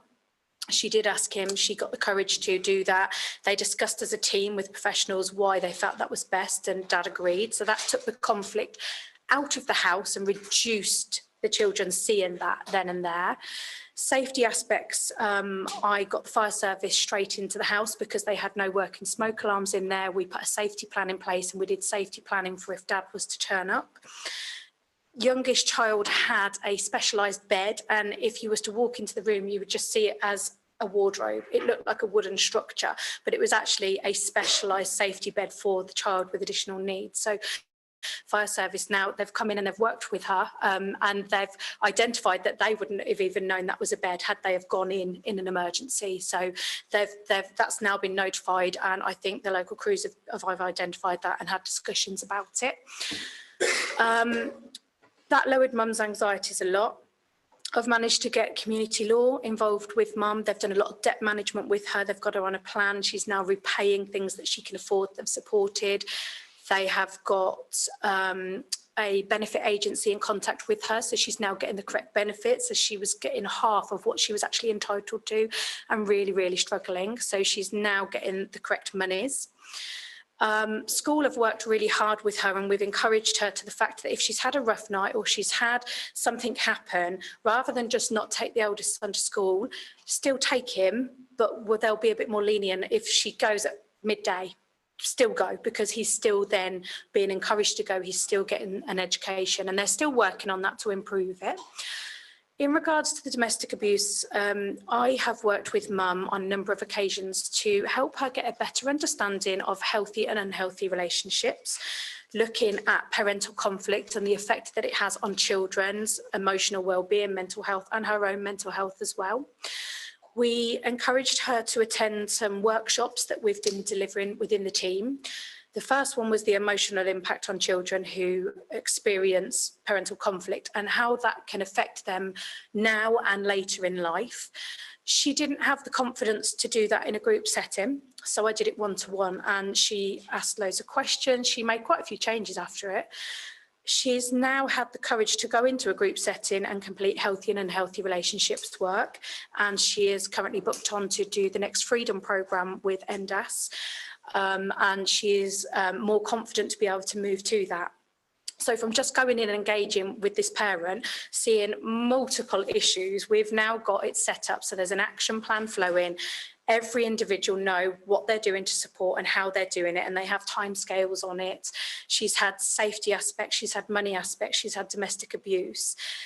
Had these cases come through at that low level standard issues, they weren't necessarily picked up. So since this project started just over a year ago, we are now picking up these families that wouldn't have had any of that intervention. And we're now managing to work with them and put lots of things in place for them. Other cases, it may just be a quick intervention on the phone. They don't necessarily want to work with you or want your help. And no, I'm fine. But actually, that's our quick opportunity to just say, oh, well, did you realise this? Did you realise that? Give them that help, give them the guidance. It's there. And then they may sometimes ask a few more questions they didn't know they wanted to ask. Or they're like, no, thank you, that's it. And they put the phone down. But we've hopefully planted a seed.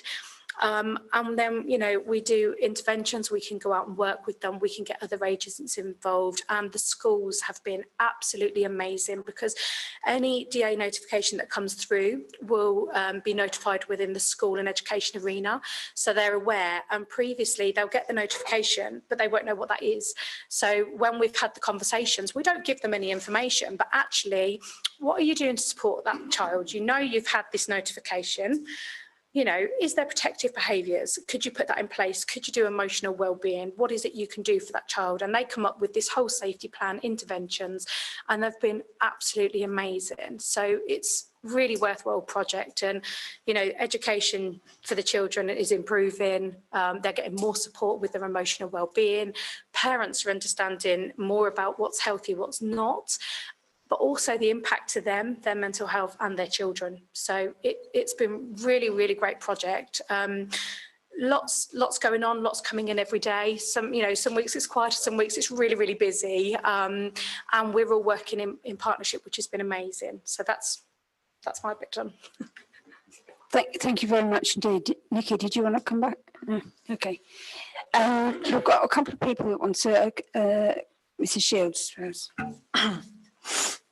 Thank you very much for this explanation. I have a question for you.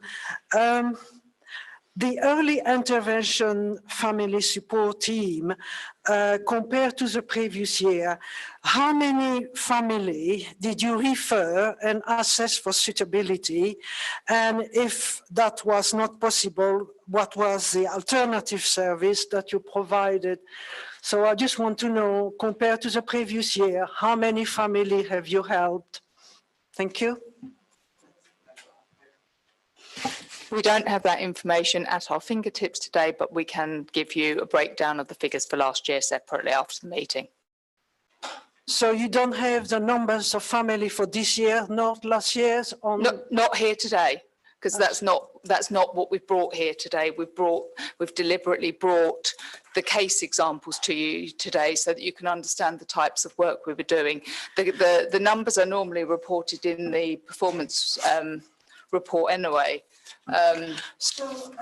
Can you provide some information as to, at the moment, all we have is I've just said that. A process of... I've just said after the meeting, we can get the figures for you. It's not that we don't have them, it's just that we don't have them here today. Yes, I understand.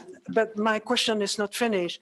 What I want to know is how successful, if you don't indicate this in a report, the reader like herself, we are not aware of how successful this team has been in terms of referral number, in terms of comparative table. This should have been inserted in a report for our pleasure. That's a fair comment. I think there are in the performance stats more figures, you know, that, but I'm sure Nikki will provide that. I've got quite a few people with their hand who've asked questions. So I've got Councillor Maxwell next. I'll come to you next. Well, my question is, you actually, I think all three of you actually said this, but is money an issue regarding like the EdPsych, CAMS, referring people to different sort of sources for these particular people to get help? And if money is an issue, then surely we should actually be asking for more to help. I can answer that and then people can chip in. So in terms of, it's more about strain on those services. So what we're finding is if we're referring a young person into CAMS, for example, it's the waiting time that young person has to wait. And that tends to be, when you speak to CAMS, it doesn't tend to necessarily be a money thing. It tends to be a staffing and a capacity point. In terms of the educational psychologists, that tends to be the responsibility of each school. So each school, from what I can gather, buys in so many hours or has a budget for their own educational psychologist. I today have never been faced with a challenge that the school has run out of money, that they can't afford an educational psychologist. We've been able to challenge them and put the justification into why a child needs to see an educational psychologist, so we've not been faced with that. Like I say, back to that, it tends to be down to capacity, staffing levels. Okay. Councillor Maxwell, have you got your microphone on? I brought it up in a different forum because before we used to have in-house ed psychs, you know, in the county. We no longer have in-house ed psychs. Therefore, I've requested that we have in-house ed psychs. Do you see that as being useful from your point of view? Extremely useful. It's always been useful. So when you did have them in-house, they were more accessible. So you could get into an educational psychologist a lot quicker. You could also have a conversation for advice and guidance. We don't have that facility now. We don't have that luxury anymore. So yeah, it's extremely useful to have them in-house. And also, you know, the standard of practice then, because quite often now, a lot of schools that are independent are bringing in their own educational psychologists, and they come from lots of different private companies. So there's not a sort of a complete standard of practice throughout the county. And that makes it quite hard because one child in one area may get a particular intervention compared to a different child in another area. So it makes it hard. Thank you. Councillor Riggy. Sorry, I was just going to add to that. Sorry. Just quickly, in regards to like the domestic abuse side of things, like Augusta said, it's more the capacity of other services and their staffing levels and the waiting list. So we've found the Freedom programme, especially for victims of domestic abuse, is really, really good course for them to do and gives them a really good understanding. But a lot of the services that provide that is a paid service, and the ones that are free, they have waiting lists that are months long. Hence, we have now come up with the workshops that are very short interim things as like a stepping stone to do this, to give them the confidence or to bridge that waiting gap for them then to go on to courses. And we've also started doing that across like the family support and different things just to help bridge them gaps, but it's not obviously solving the issues. Okay. Sorry, Councillor McGee. Thank you. Thank you so much for coming and speaking today. It's well known to everyone in here that this is a fight that I like to fight, and I'm really pleased to hear this. I think it's absolutely brilliant. And I've been working this week. My background is in delivering holiday activities to vulnerable children, so I could sit for hours and discuss different case studies and stories with you that would make you cry. But I'm really intrigued to know where your referrals come from and who can refer to you. I think in terms of community centres, youth clubs, charitable organisations, do they know that you're there and can they refer children into you or families into you? I would honestly have a long list. Yeah, good question. So in terms of if we look at the family support work, we now take direct referrals straight into our service, and our referral link is on the Commissioner's website. We're in a process, we've just transitioned from all our referrals coming from the local authority, just literally in the last 4 weeks. So we're in a process now of doing some communication work to the county on publicising the referral link, but you can literally refer in direct. Parents can refer, agents can refer, it doesn't have to come through a certain route, and that's exactly the same for serve. All young people can be self-referred, parents can refer, police refer, agencies refer, education. And the domestic abuse line comes slightly different. Yours comes through a different process, generally through public protection notices, which is PPNs. Yeah. We are getting direct referrals now through the new route, and obviously this is, like August said, it's a really new process. So we will be going out and we will be speaking to different agencies and schools, and we will be making them well aware of how they can do this. It's just very new at the minute. Local authority before that, and like I said before, with the domestic abuse cases, they primarily come through a police attendance to an incident, but we are, accepting the referrals as well. So, thank you, Councillor Pritchard. Thank you very much, Chair. First of all, may I compliment you on some of the work that you're actually doing. It actually is very, very encouraging indeed. I recently sat on the bench in Northampton, and unfortunately, some of the issues that came up could have been actually, should we say, deviated with the sort of care that you're actually giving at the moment. The question I've got actually is, with regards to funding, does the Commissioner give you enough money to actually participate?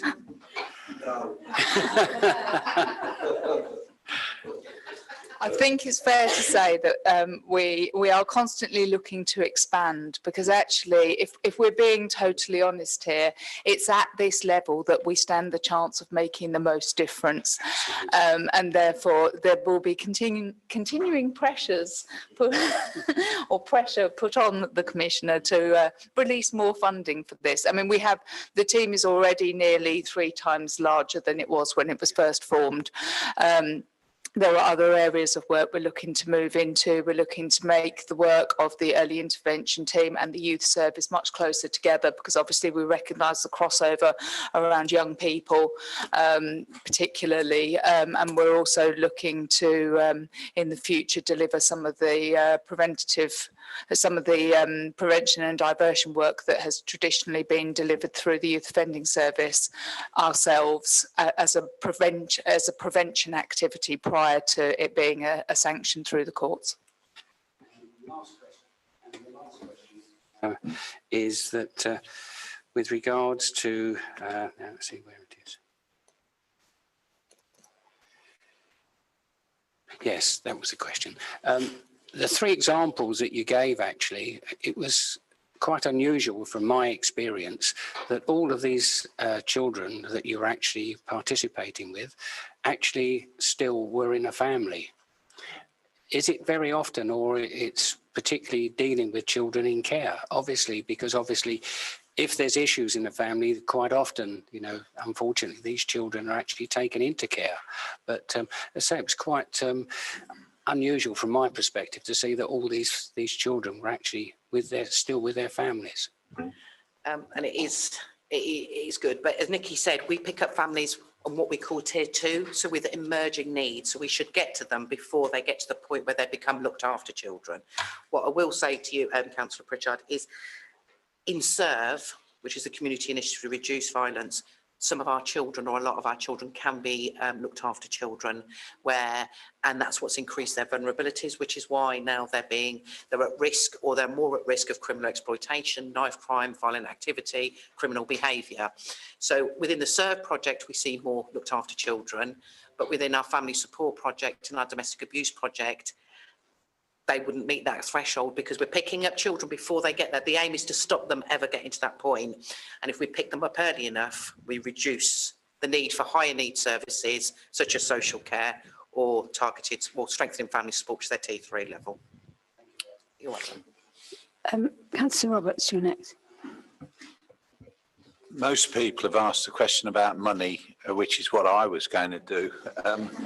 I think there's a core, unique challenge that you put out to me today, and we have to, we have to rise to that, because what you're saying is that higher services need to be involved, need to be engaged. But if we engage properly, forgive the sort of crude banking term, but we are covering the costs. We are saving the money. We're moving it about. I'd like us to be up for that challenge big time, like Councillor McGee. I think there's a lot of work we can do there. So I'd just like to thank you for talking common sense, taking a holistic approach, and bringing hope where there may not have been much. Yep. Councillor Smith. Okay, next. Thanks for the presentations. Brilliant. Stephen knows my passion across all the areas you've spoken about this afternoon. The direct referrals, I think, is brilliant. At tier 2, to get in early, I think the ease of access is so important.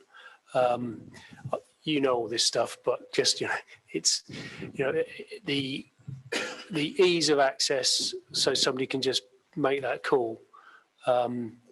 Yeah, very pleased to hear about that. Some really good questions. I just want to congratulate you on the work you're doing. Thank you very much. Councillor Strachan. Chair. Through you, Chair, we are experiencing major antisocial behaviour issues in the ward I represent on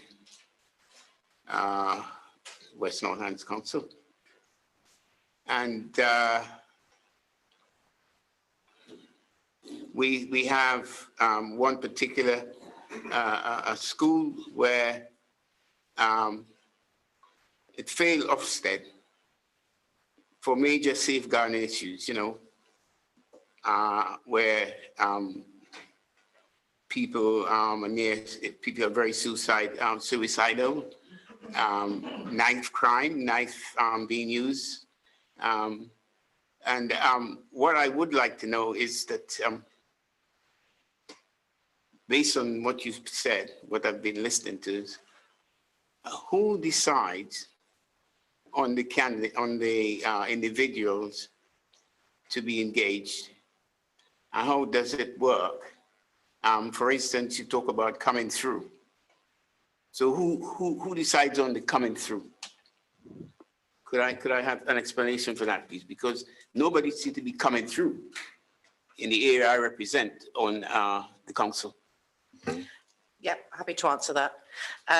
So in terms of who decides comes through, schools can refer and know how to refer to our services. In terms of young people that are in need of support at early stages with emerging needs.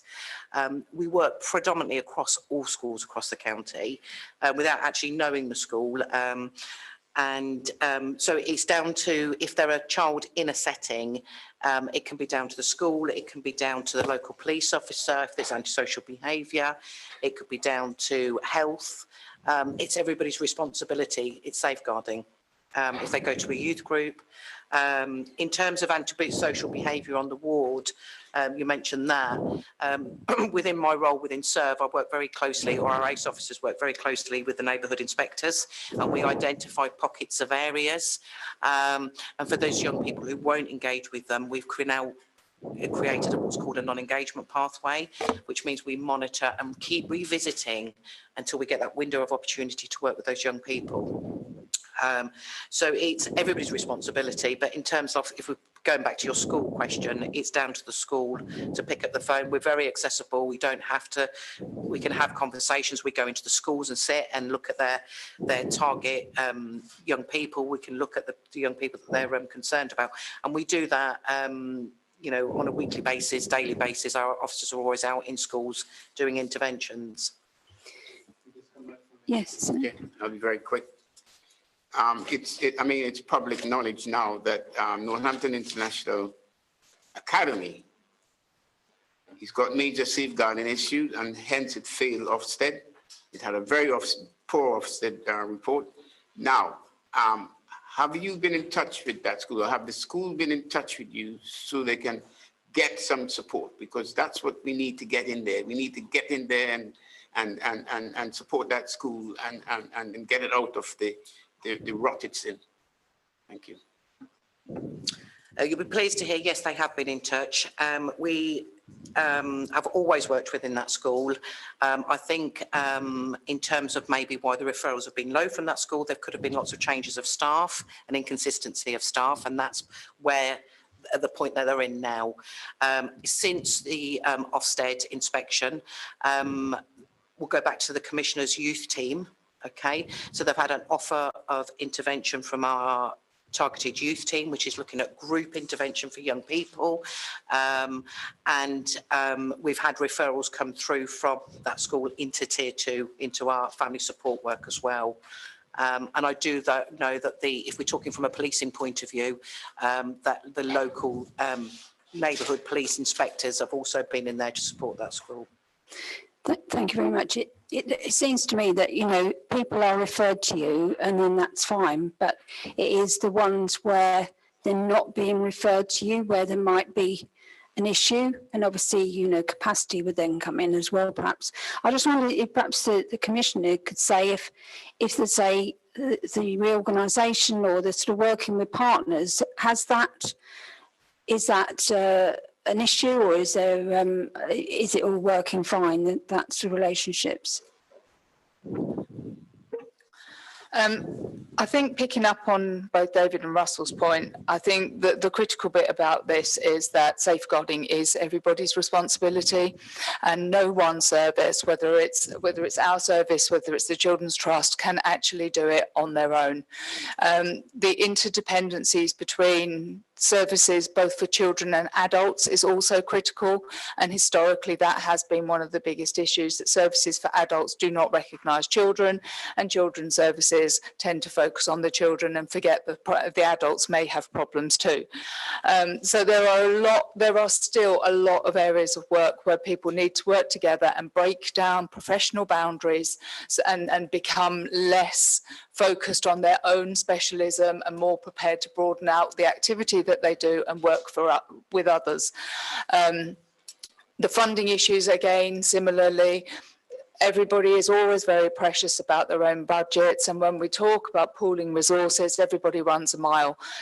In theory, the principle of everybody working towards the same outcomes is always there at both a practitioner level and a strategic level, but the minute you introduce the question of money, that commitment seems to dissipate slightly. I think what I'm really proud of about this service is actually that this isn't a service that would normally be provided from the organisation it's provided from, and we have actually taken quite a bold step and said, well, we will put the money into doing something that historically would have been considered to be somebody else's business, but actually the outcomes coming from it and the fact that it has plugged a gap has both helped a lot of people, but it's also highlighted the sheer importance of intervention at Tier 2. I think the other bit, and I'm quite sure and somebody else may come in on the back of this one, particularly as it has always been something that we have discussed, that ability to share information is critical too. And all too often we become far too tied up in information sharing agreements and protocols and who can have this and who can't have that. And again, if you look at the principles of working together, we should be sharing information if it means that the outcome is positive for a child or family. I've always said to my staff, give me the example of where somebody has been taken to court for sharing information where the outcome was positive, because there aren't any. The only time it ever becomes an issue is in a serious case review, when actually, yet again, lack of sharing of information has been identified as something which has contributed to the problem. I think we do have an opportunity to look at better information sharing. I think particularly in the light of the work that's being done around integrated care systems. Again, we need to be seeing whether or not there are opportunities within that to have some form of common systems and practice where we can actually share and record information more consistently. But I think, yes, I guess my ask would be from particularly the two councils around the table, follow a similar approach, work with us, work with everybody, and ultimately it doesn't matter whose budget the money's in. If we're all working for common outcomes, we will achieve something much more positive. Thank you. And I think one of the things that came to me was this, the not saying, well, that's a child issue, that's an adult issue. If you've got an issue in a family, it's the whole family and looking at the whole family, which is really good. I've got a couple of people that have put their hands up. So Dave, Councillor Smith was first. Sorry. Yeah, just a little bit of information sharing. So Winston, the school you mentioned, they are going to be attending some of the Knife Angel events. And I won't go a day without mentioning the Knife Angel. So okay, Mrs. Shields. Nikki, you mentioned about the problem of sharing information. Would that also come from doctors, teachers, parents, of course? I mean, there's a chain of agency that seem to working against each other. And that's where you really need to get to the nitty-gritty, because yes, the problem may come from the home, but the teacher, because they're teaching children, can see and recognize a sign of violence, and they are the first one who can actually help in the chain of event. But very too often, as I used to be a deputy chair or school governor, I know that some teachers don't even look at those signs, don't report them. And that's where is the problem is, in my opinion. Yeah, I mean, I think to be fair, information sharing generally is still an issue, without a doubt, both within organisations and between agencies. There are certain sectors, health being one in particular, which can be very, very difficult to engage. Doctors are very busy people. They have 10-minute slots per patient. They don't always have the time to explore some of the underlying issues that people may have and make appropriate referrals. Health in general, different parts of health don't even record and function on the same system. So yes, there are an awful lot of areas that information sharing could be improved on. I think the important message to get out to people is that if people are aware of somebody who has problems, there are support services out there, and there are people who can help find the right ones. And the earlier you intervene, the more likely you will have the right services in place to alleviate it is generally the case. A lot of issues that seem to present in early intervention cases aren't actually safeguarding issues at all. They are housing issues, they are finance issues, they are the drivers in the early stages which create the problems and tensions in a family. And if you can alleviate those, what you will actually do is reduce the conflict and reduce the likelihood of anything escalating in the future. In your documentation, do you have a helpline number on which the public can have access to it for reporting such a safeguarding issue? Because if you are talking about an elderly type of person who may not have access to the internet, if they do have a telephone line that it is clearly advertised through the post or to the television, then they could be participating into your safeguarding issue. Yeah, I mean, there are a number of local and national means to refer. Our service, you can refer directly through our website. The councils have their own referral services. Social care will have the helpline to call if you genuinely think it's a safeguarding issue, and those should always be reported to the social care department of a local council. And then you've got the national charities who can also help and advise people, whether it's Childline, Barnardo's. They're all known organisations who actually would be able to help refer people to something at a more local level if you didn't know anything other than those. Okay, Councillor Roberts, you. Well, I don't know, I'm about to get into trouble, but here goes. We seem to have started, I think we've started a conversation today. I'm really interested in the way this is going, and who started this. It's not the norm, so it's unique. And I think we've started a conversation. I think everybody in the room thinks that it's an important conversation. I think, Chair, you should pursue this, because this is an opportunity to make a difference, do things differently. And I'm sure we'll have the Commissioner's support and help on this one, but I think we need to continue this conversation, please, Chair. Yeah, I think perhaps we'll pick this up when we do our, at the end, do our, further business, etc. So yeah, bear that in mind. Yes, Pritchard. If I may, just the last question, and obviously you can see where I'm coming from. Do you get any referrals from the juvenile courts? And also, are the magistrates in the juvenile courts aware of your services so they can actually, rather than, should we say, impose a sentence, whatever they may be, it could be referred to yourselves for remedial work? So if I start with serve, in terms of your question, before it actually gets to court, generally a police officer, the officer in charge of the case would refer into serve if it was relevant for our support, or they would do a public protection notice. And at that point there, that's where it's triaged within the local authority to see which threshold that young person meets. If it meets a tier 2, then it would automatically come. So actually the courts wouldn't do the referral, because we would probably know about that young person before they've got to that point.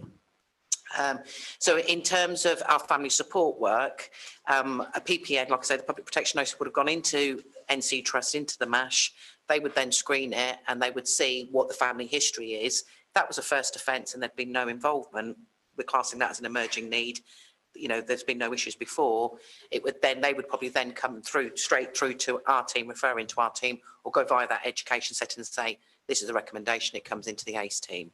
So the courts wouldn't necessarily, by the time it gets to that, we should already know about them within one of the services, if they're an emerging need. If they're serve, it would be come through the OIC anyway. If that makes sense. Does that make sense? It was just thinking about from a court perspective, is that there could be recommendations from, the judge in those particular courts to say, other than this, whatever sentence it may be, and also referral to yourselves for remedial work. Anyway. Perfect, thank you. Happy to explore that as a possibility, to be fair, because I think anything we can do to prevent young people becoming first-time entrants is really, really important. I think one of the things that was identified through the Local Criminal Justice Board recently was actually in relation to young people and the court system, where young people are advised by their defence lawyers to respond no comment. That actually prevents a lot of the opportunities for early intervention, because the issue then needs to go to court. So actually, we've already identified potentially a piece of work locally with some of the law, the defence providers, to actually explain to them that actually it's perhaps not always in their client's best interests to respond in that way. And actually, if it genuinely is a first time and low level matter, perhaps admitting to it and getting some support would be a better route than responding no comment. Just to add on to that, Councillor, I just wanted to let you know something else. So as one of my projects has been working with custody at the moment. So actually the aim is that every young person coming into custody is visited. So where we get a young person who is an emerging need, it's a first offence, we've got 3 pathways. Pathway 1 sits within our team, so the Commissioner's team, the Early Intervention and ACE team, because that's an emerging need. So if a young person comes into custody, our aim is to get out there and visit that young person to offer that support moving forward before we actually go down that criminal justice route. And we do it, pathway 2 is serve, so anybody, young person coming in, knife crime related incident or drug offence, one of our navigators or one of the ACE workers within serve would go into custody and visit that young person. Where we have a gap at the moment is for the higher needs, which is the social care end of it. But it just kind of adds a little bit onto that. So. It's really encouraging that there's this joined up thinking. Yeah, we'll have to move on shortly, but Councillor Maxwell, just quickly. Do you think that schools, in a way, should be doing more? Because instead of excluding children, then taking them out of the area that they're familiar with, putting them into what I would call a school for referrals in Northampton, then bringing them back again in the evening, so that they then miss out on the meeting up with what I call people from the school, and then they become excluded at home as well. And then to actually put over it's okay to commit crimes because I've been excluded, this carries on being perpetuating a situation. Do you not think that it'd be better if the school kept them and then worked on them rather than exclude them?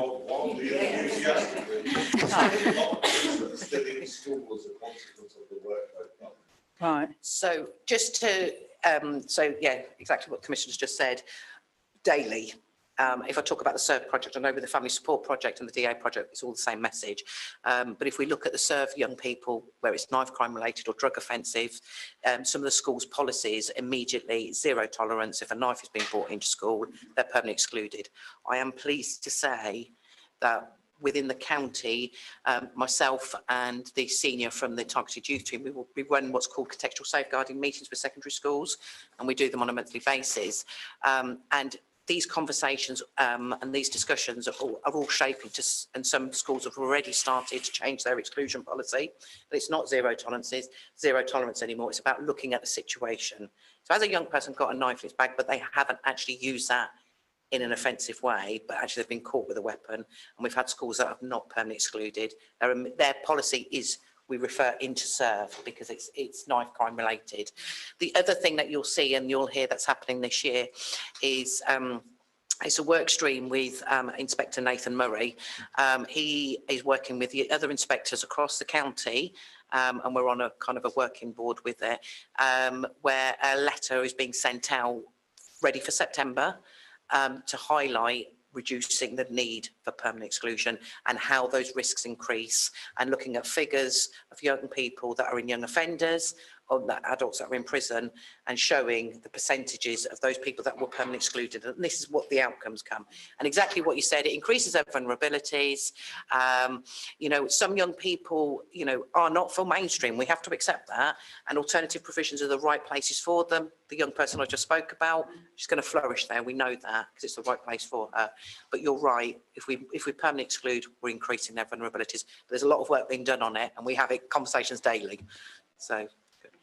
However, can I just say in defence of schools, whilst absolutely we want to reduce permanent exclusions as much as possible, it is not for the schools to do everything to support young people, because actually someone once did a calculation that in any given year, by the time you factor in evenings, weekends and holidays, schools only have responsibility for children 14% of any given year.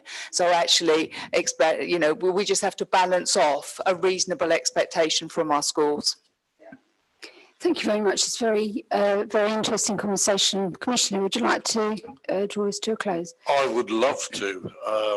I've got so many notes that I scribbled down here and that I wanted to think. I've had curt looks from my colleague to my left about she's worried what I was going to say, and she should probably be worried, but I'll come to that in a minute. First of all, thank you for the work that you do. Thank you for Nikki and Jackie in putting the team together, because you're like, don't they do amazing work? God, get emotional. I feel like Charlie's angels, actually. I think actually technically you're Nikki's angels, but you know what I mean. When you do things in this role, we all come to public service to make a difference. And to answer your question, there are some statistics down there around you. There's like 1,000 referrals a year. Thousands of families that have been changed for the better, and you kind of think, God, I remember Nikki trying to persuade me to just start out with a couple of them, and like I say, it's quite gratifying when I was going, you're never giving them enough money, and I will never give you enough money, but then again, you don't spend it well enough either, do you really? And what I mean, because they are quite unique, and actually finding individuals like that to kind of join the team isn't easy. So when you berate me for the underspend, I will draw your line to the line, the £500,000 underspend in this area, because we haven't been able to recruit them, although thankfully some new members have just joined. But actually, in some respects, you can't grow this team too quickly either, because actually in terms of the dynamic and some of those. So very big thank you for the work that you do. Just on, I do want to throw that out as the challenge. If you do nothing today, apart from test your smoke alarm, do go home to any council, and can you please ask your colleagues, what are we doing around data sharing? Because Nikki's nervous, because I could share some examples, and of course, partnerships are complex and challenging, aren't they? And it's really important that we don't embarrass our partners and stuff like that and talk about things where things could have gone better. So I'm not going to do that. I'm going to take the positive road and say, could we please ask each other? Because, I've got one that I think was referred to Augusta, where there was a referral where they were worried about someone in terms of knife crime and or a gang. But the data sharing, they'd blocked out all the other names, which would tell you whether they're part of a gang and or not. So, you look at some of these sorts of examples. So I really want to make sure that we challenge ourselves, because we are actually doing a slightly better job of working together.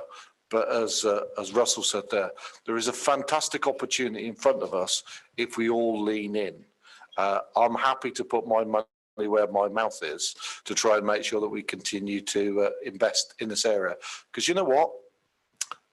Crime is down. Stop buying and standing up. This is an important part of it. There's a bunch of kids that haven't committed a crime. I know we've got instances that they are. My challenge, Mrs. Shields, you're quite right, is to always kind of put a sum on it. And I can tell you, my office spends an inordinate amount of time trying to prove the value of the thing, but it's a bit like Gwyneth Paltrow and sliding doors in trying to prove kind of what didn't happen. And that's really, really difficult. And you only know in the longer term. So I will continue to remain invested in it. I also will continue trying to prove it, but damn well, you're going to have to remove me from this office to stop me from sodding well spending more and more money in this area. Because actually, we owe it to the children of our future. Because in the end, there's a reason I said in my thing, working with communities to make our Northamptonshire safer. That's where the families, it's with us in terms of partnerships. That is what's going to make the difference. I could give you examples where we're not doing a good job, but I can tell you there are some wonderful pockets we're making a difference. Let's please go away and ask a question and share more data to make our kids and families safer, please. Yeah, I well remember a talk I went to by yourself at a conference about data sharing, and I think perhaps a few more people need to hear that. Okay. Get my lanyard, my document to share lanyard back out. Yeah, okay. Well, thank you very much indeed. And we really congratulate you on the work, and, you know, do keep going and spread the word as well. Thank you.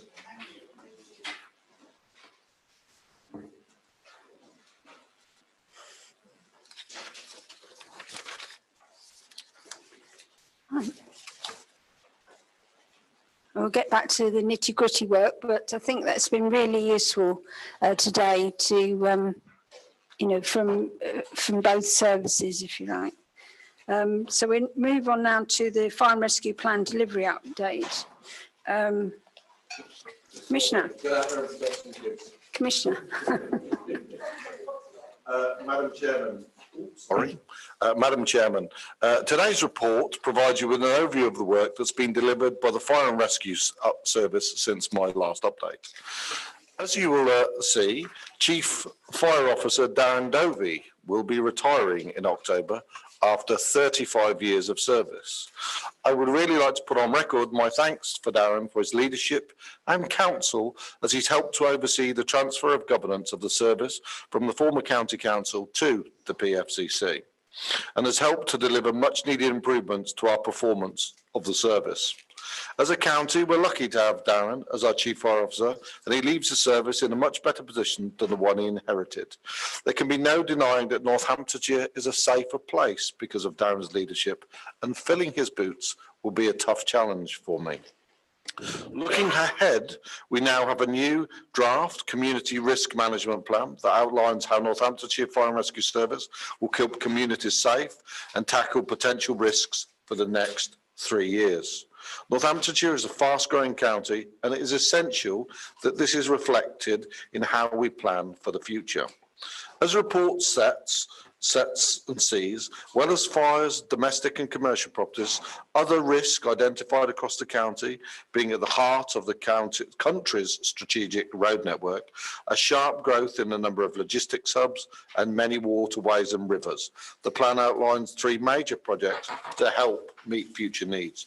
Ensuring Northamptonshire Fire and Rescue considers environmental risks such as flooding and wildfires, whilst also becoming greener through more efficient estates and vehicles. Updating systems to drive change and taking a detailed look at how resources are managed. The community risk management plan will play an important role in ensuring we continue to deliver on the improvements we've already delivered, and I'm confident we'll build on, it sounds terrible when I say Darren's legacy, he's not passing away, he's just leaving us, Darren's legacy as our Chief Fire Officer. I'm happy to take some questions. Thank you very much. And I'm sure I'd speak for the panel to say what a wonderful job Darren has been doing, and we will be all very sorry that he leaves. But as you say, he's leaves behind a very strong, much stronger service than when he started. And he has got 6 months of work still left. Oh yes, I know. Let's give one another, right? And obviously you will be looking to ensure that the succession is handled very well, I'm sure. Councillor Maxwell.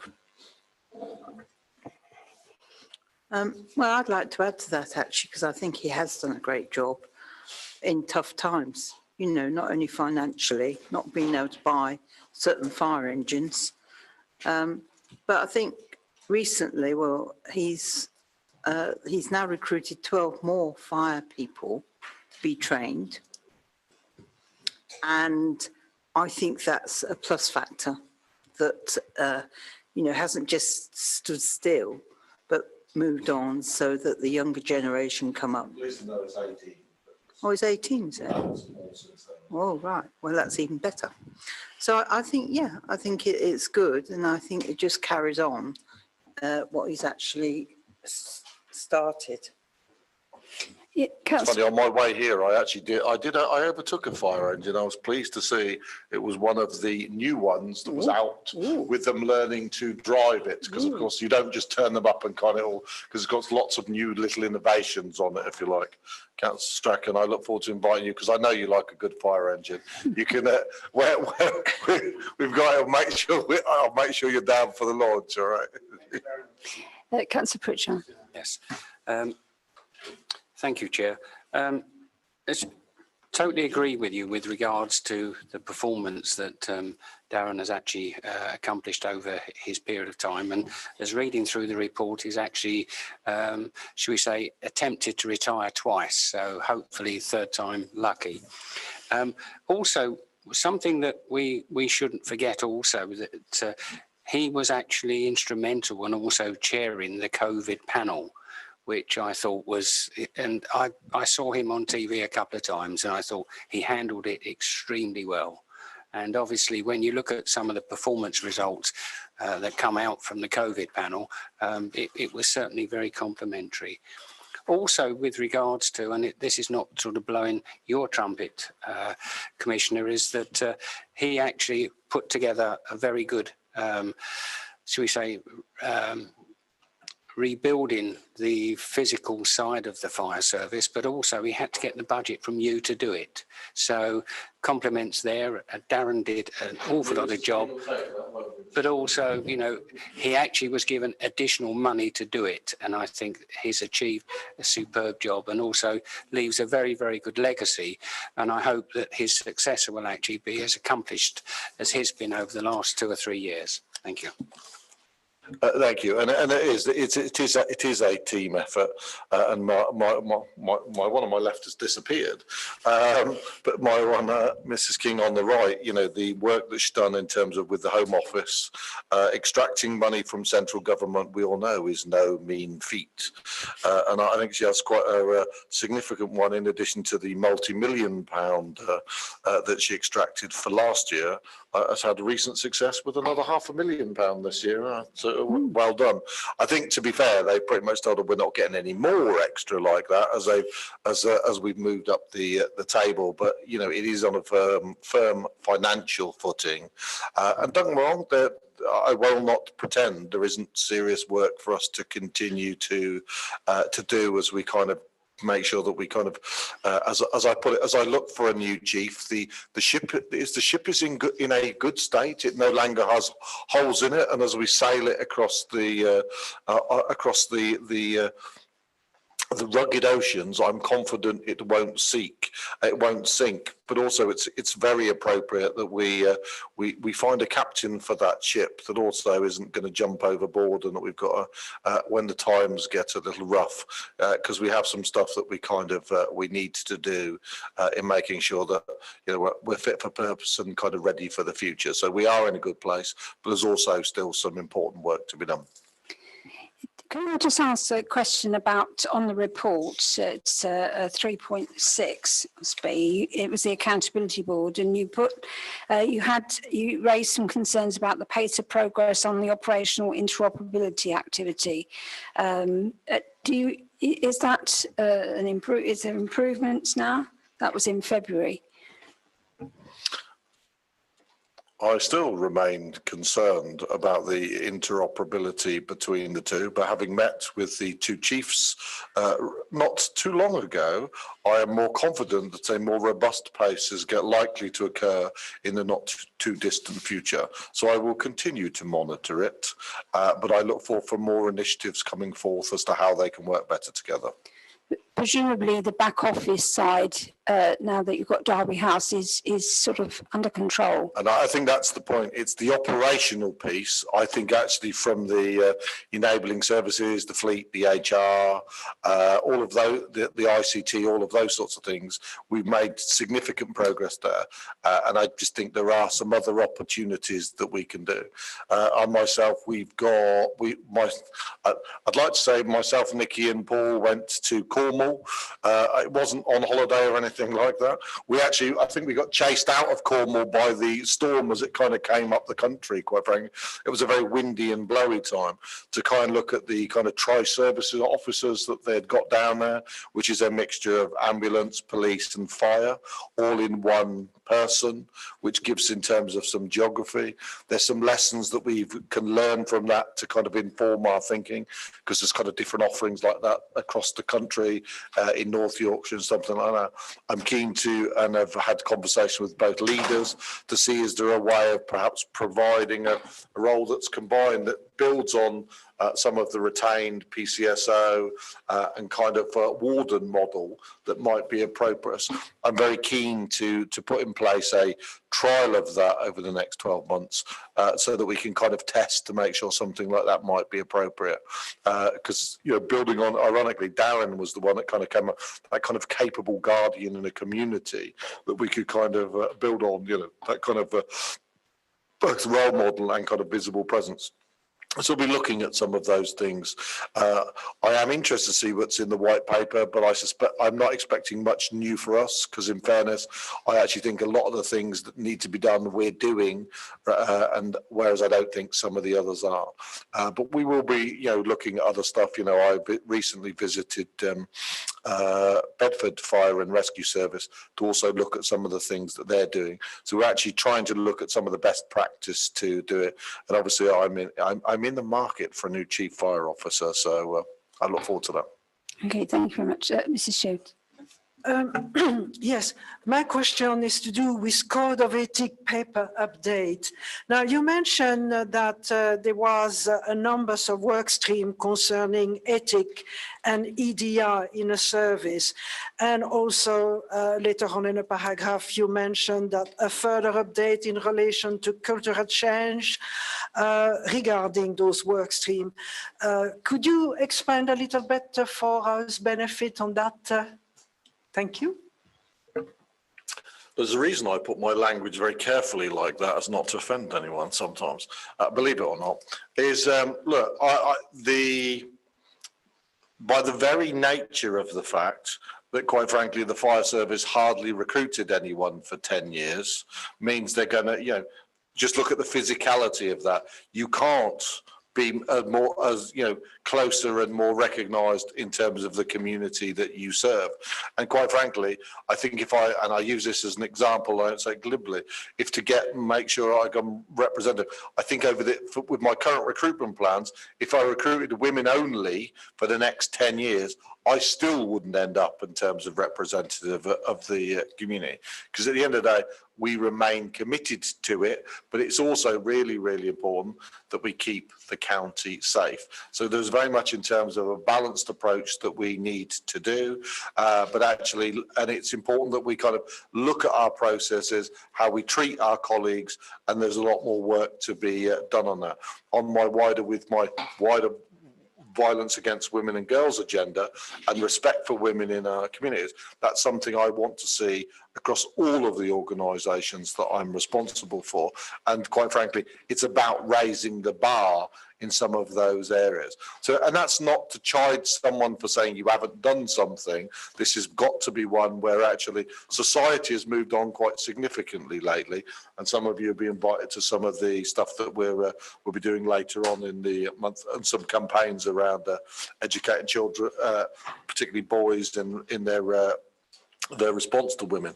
Then some of that has got to be kind of challenging. So it's not just about kind of gender, race and stuff like that. All of those, there's a wider piece of culture. And actually, that's why I go back to one bit. It's timely. Darren has served us fantastically well, but also now, in the conversation I had with her, I need someone who's going to be here for the next 4 or 5 years to actually take this work forward, rather than kind of, I couldn't just extend Darren's contract for another 2 years or so. He didn't want to, but actually we actually have got someone who's going to take us forward, if you like, I know it's a much used phrase, kind of to that next level. We pay good money in our county for the services we get across police and fire, and we absolutely have a right to deserve the very, very best. And in both organisations, we're not at the very, very best yet. We've made significant progress, and I look forward to seeing the final report from HMICFRS on the fire service, and I think it will show some really, really good progress in the same way police has. But we're not at the level I would say is acceptable to me yet. I don't know if you remember, I think last year, we talked about the departure of Darren with the possibility perhaps when you're recruiting the new chief fire, that one will work together for a while for providing some inside information about their responsibility. Is this something that is still in your plan, or this is not avenue that you want to pursue? Well, hopefully, if we finish on time today, and I leave at 4, that was a slight request. Is as I will go off and we will finalise the final part of the job description to submit the final piece of information to start the recruitment process. Quite frankly, I want the best person I can get for Northamptonshire, and I probably should say the best that I can afford within reason, if you know what I mean. I want the best person. Depending on who that is, what support I'm open to, what I will and won't do. I'm open to making sure that I get the best person that's available to us, and that we support them in the best way that we can to deliver on behalf of the residents. I don't know what that looks like, because I don't know what the candidates are going to look like. You know, let's not kid one another. It's a challenging market. Cheshire went out at the moment. Hearts of a lot of recent appointments. There is a genuine challenge across senior recruitment at this moment for police and fire as a consequence of the McLeod judgment, because actually added to that things like lifetime pension limits and things like that. They're actually, I know for instance, we're out for a deputy chief constable on the policing side. There are a lot of forces around us. Just had kind of one applicant. There really is a lot of people, and the reason for that, a lot of people are taking the opportunity to retire. That's a real challenge for us, kind of across all of it. So I'll get the best person and I will support them in the best way. But until I know what that one is, I can't really answer that question. But I remain committed to getting the right person. Okay. Councillor Stratton, you want to speak? Yeah, thank you, Chair. On page 40, 2.4, the 4 lines from the bottom, you said here, Commissioner, and I quote, "I am delighted that the Targeted Youth Service and Arson Task Force are working together to deliver early intervention activities, a key priority in my police, fire and crime plan. The power of partnerships working to mitigate criminal issues such as arson is the most effective way to reduce crime and protect residents in the county." The question here is, could you give us an example of what you're referring to? And on the page 42, right, 3.9 at the bottom of that paragraph. I've just got a question here because it's all to do with sick leave. Has sick leave for full-time staff increased or decreased in 2001, 2002? And if it has increased, what do you think is the reason for this? Thank you. Thank you. 2 parts. So the reason I'm saying that the arson task force came into being as a consequence of a tragic death in Corby originally, where a deliberately lit fire led to the deaths. So I was really commending the point that the arson task force and the work together is quite powerful. In addition to that, Nikki invested some an additional post in the fire service in terms of prevention. Ironically, I shan't comment on it because I think you've only just got the evaluation paper whether to carry on and or what we're doing as a consequence of it. But I'm trying to encourage them to do more together in the positive, but there's still more places that they can kind of actually work together. I know Nikki's keen to look at things like ARC, the action, reaction and consequence, which the fire service used to deliver, to make sure, because actually one of the things is you want to leverage that healthy blend. The police service and the fire service are 2 different organisations, and I remain committed to taking the best of both. But actually, the very fact that police do kind of enforcement, fire isn't, they're not seen in the same light, and we need to hang on to that. So they have a real fantastic opportunity in terms of kind of role model engagement and some of those sorts of things that is kind of different without the edge that comes with that. On the front of sickness, sickness continues to actually probably is a more significant issue at the moment. This, as it says there, is directly related to COVID.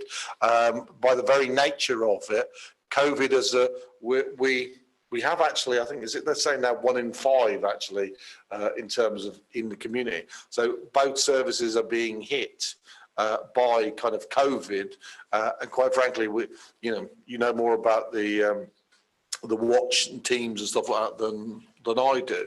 But actually, as a consequence of that, you don't want to stick a number of people in the fire engine, one with COVID, particularly, you know, not to mention things like respiratory and all of those kind of issues. So quite rightly, people are staying home, and actually it's become a marked issue, particularly over recent weeks, and it's kind of steadily kind of picking up. I am glad that we have just recruited additionality, but of course they don't come on stream properly, although a couple of them were retained, so actually they can go straight out. The others go off to fire college, I think it's next week actually, in terms of their development. But it genuinely, you know, I'm not sure if you're inferring, is there some additional stress or something? No, it's just COVID related, I'm afraid, so. Okay. Well, thank you very much. I think, sorry, Miss. Sorry. Yeah. Sorry, Chair. I just want a point of clarification on something you said earlier.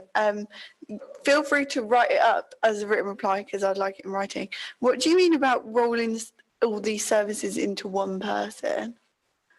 So if you, the tri service is exactly what it says. They are both trained as, so what happens is it's called a community safety accreditation.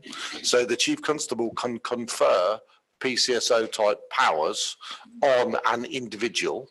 The person down there is a trained firefighter, retained, and also they are a trained paramedic. Now, they're not at the level of a paramedic, they are a community responder. So we're just looking, is there a role or a place in which that could play something? It's one that's worked particularly well in Cornwall. One I would be particularly careful around is the community responder element in terms of the ambulance has seen them quite a lot in terms of tied up. So, you know, each one of us went out with them and visited some of the sort of difference to do. Not saying it's going to be a thing, it's just a trial I'm very keen for us to actually see. So, for instance, we might try in our county upwards of 20 people that kind of fulfill that role. And actually, ironically, because we have the emergency services cadets, where they're trained in exactly the 3 specialisms that I mentioned, they would actually be a kind of a natural path, if you like. So we're probably well placed, better placed than some others to trial something like that, because we have a number of individuals that do it. I can separately show you some pictures and things, and they actually have a car which has got the 3, it has a bit of red on it, a bit of green on it, and a bit of blue on it in terms of emergency. And what of course that means is you actually end up with more of them in where you couldn't afford to stick 3 people in a community, you could stick 1. And that's particularly relevant, and the reason it worked in Cornwall is some of the more rural areas that don't actually get access to it.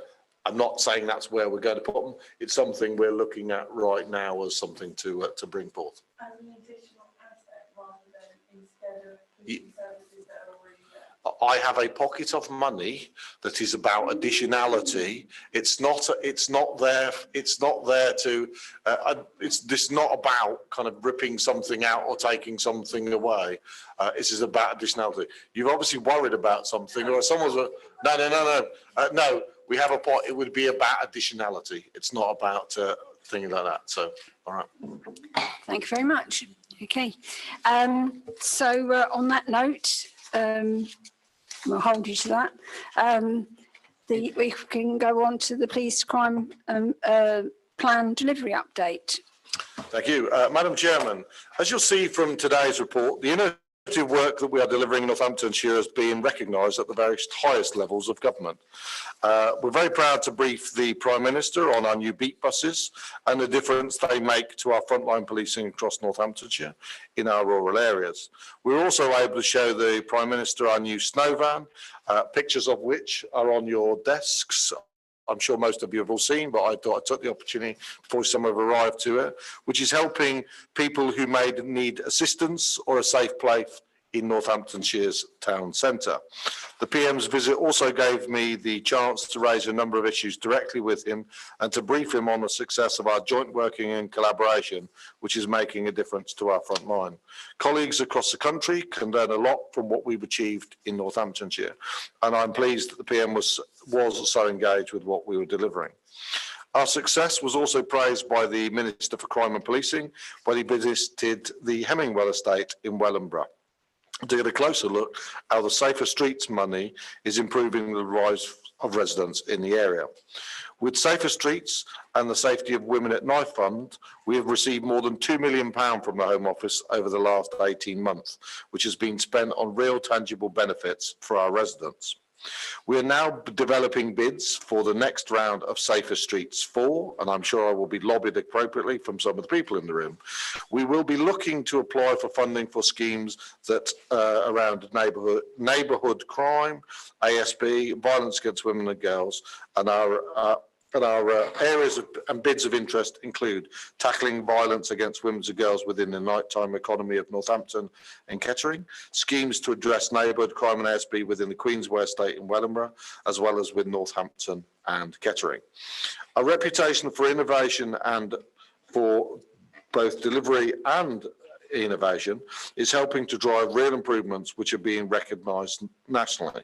I can assure panel members that I take the opportunity with each ministerial visit to raise the issue of historical underfunding. I am that broken record for both policing and our fire and rescue service.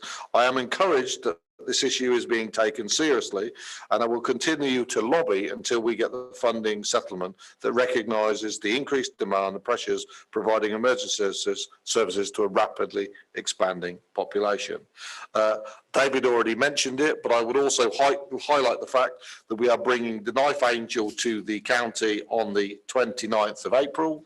It then goes to Wellingborough very briefly before going on the 14th of May to Corby. I'm sure you already know it because you're involved, but I just want to make sure thing is. So finally, Madam, this will be the last time I present separate reports, as I now have a police, fire and crime plan. I will continue to provide a comprehensive briefing, and I'm more than happy to open to any feedback to ensure that the format we bring it forward can work. I will now answer any questions as best I can.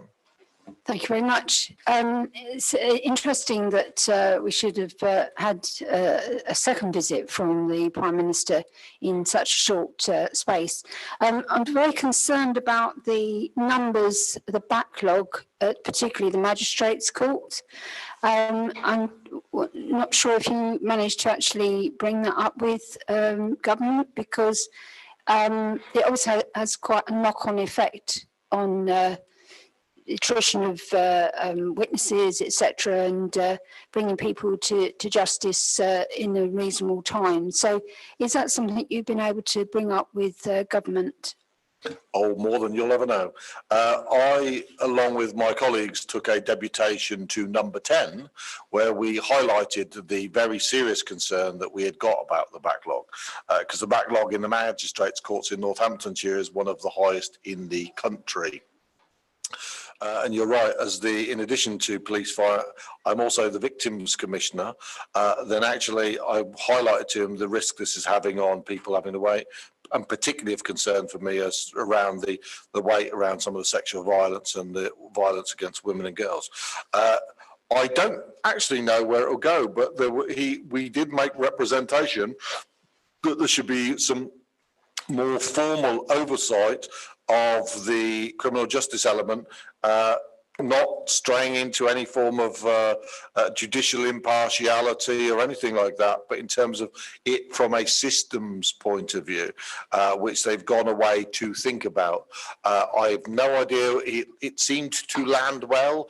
We shall see. You will also note in the PCC review, the LCJB, the Local Criminal Justice Board, as being put on a more statutory footing, something that I'm not sure we actually need as much in Northamptonshire, but I welcome it because actually we reintroduced it about two and a half years ago, and we're really starting to see the benefit in terms of the joined up system. Nikki mentioned it in terms around youth, by having, defence, prosecution, the CPS, probation. There's a number of things that have kind of come out. For instance, one of the ones that Councillor Pritchard will see is actually there's an organisation called GEOMI who are responsible for transporting prisoners to court in a timely manner. I would suggest from the information we received that timely manner left a lot in question, and them not arriving meant that there would be further delays, which pushes all of the court. So we're really trying to look in terms of some of the efficiencies. Nikki also mentioned the other one there, that a lot of court time was potentially being taken up in terms of pleading at court, because actually the defence lawyer is encouraging them to say, you know what, no comment interviews. A no comment interview means you cannot be offered an alternative pathway. So actually when you dig down, and they might seem really silly things, but they have quite a dramatic effect on terms of backlogs in court. On the Crown Court, we made really good progress here under Judge Lucking.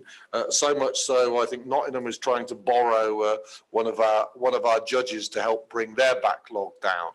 If anything, the Crown Court is in a good place, but more work needs to be done on the magistrates element.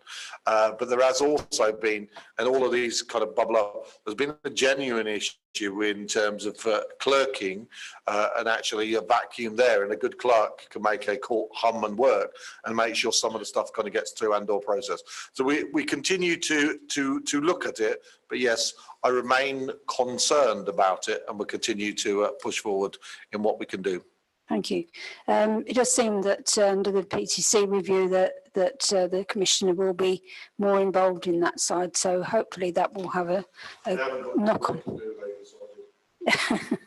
The other thing, I was very concerned with 2.4 at the bottom of the page about these PPNs, where 134 families couldn't be contacted due to incorrect information. I couldn't work out what, where the discrepancy or where the fault lies there. As it kind of says that there is room for improvement in collecting the data when you're talking to somebody. That's what it's highlighted in the report, to say to them, you must do a better job. And that's kind of, and it is the challenge. That is the challenge for this role, isn't it? I was going to say, because actually, whilst I have the statutory responsibility to deliver an efficient and effective police force, ultimately that's divested itself through the chief constable and stuff like that. So actually one of the best things we could do, and we continue to get better at it, is more carefully, more precise shining of that light at different subjects then gives us the opportunity to kind of drive up standards. And that's exactly what one of the ones is there. There is some ongoing training and development. One of the things, it's great that, yes, we have more police officers than ever before in Northamptonshire, but the very nature of it is we probably got the youngest workforce that we've also ever had. And as a consequence of that, there's an intense training need. Some of you have visited our new training facility out at Western Fable. Trainers don't grow on trees. And also you want to make sure that you've got supervisors. So we've also been rolling out in terms of supervisory trainers for our sergeant, because actually it's only, I think there's a saying, isn't it? If your sergeants are doing a good job, your force is kind of working really, really well. And that's really very much part of us kind of getting to the next level. Thank you very much. Mrs. Shields. Commissioner, you recall that I've attended to your new Safe Night Out van evening. And my question is to do with how do you quantify the hugely successful introduction to this scheme, because there is no data to say, for instance, how many people who turn up on any night compared to the previous months. So like that, I can say, yes, great. The return on capital investment, i.e. the van, represent value for money. And it has a purpose. I know the idea is fantastic because I have said so. I've seen what the van actually contain to help anybody in a bad situation. But what I want you to tell me is how you quantify your success. I'm glad you've asked me that question. Mrs. Sherd, you and I are very data-driven people. As someone who comes in terms of technology, you're like, sometimes I look to hard numbers that I can prove it. It is worth bearing in mind, if I might remind everyone, the snow van or the Safer Nights Out van is still in its trial phase, but already such is its success, and I'll come back to the measures in a second, is that I'm being lobbied very hard from north of the county. Can they have one too? Something that I'm minded to. It is worth reminding that I've got a number and it's still anecdotal till I get the hard numbers, if you like. Sometimes I have to make decisions on anecdotal or rather than hard numbers. But actually, on one weekend, we could point to, a number of individuals that didn't end up in A&E as a consequence of it, and actually that they returned.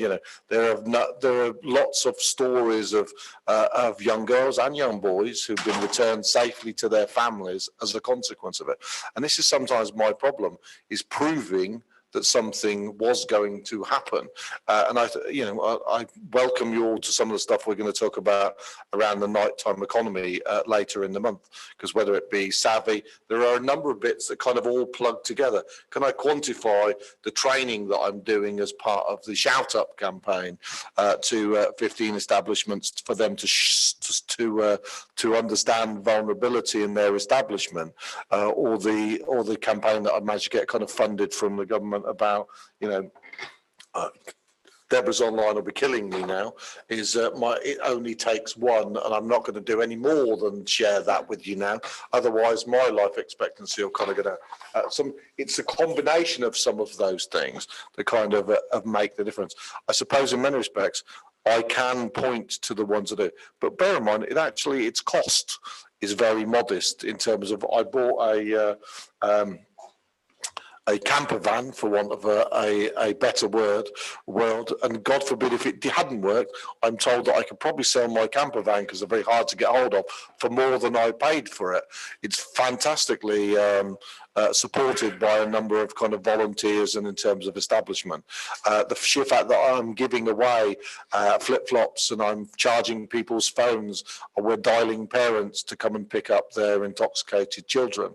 Do you know what? Probably the response that I've had from a number of the parents of their children getting home safely would be enough for me to pay for the extra bus if someone asked me for it. But there will be a full and proper evaluation. I'll happily share with you in due course. Thank you. Councillor Strachan. Yes, thank you, Chair. This is a question on police public protection notification at the top of page 53.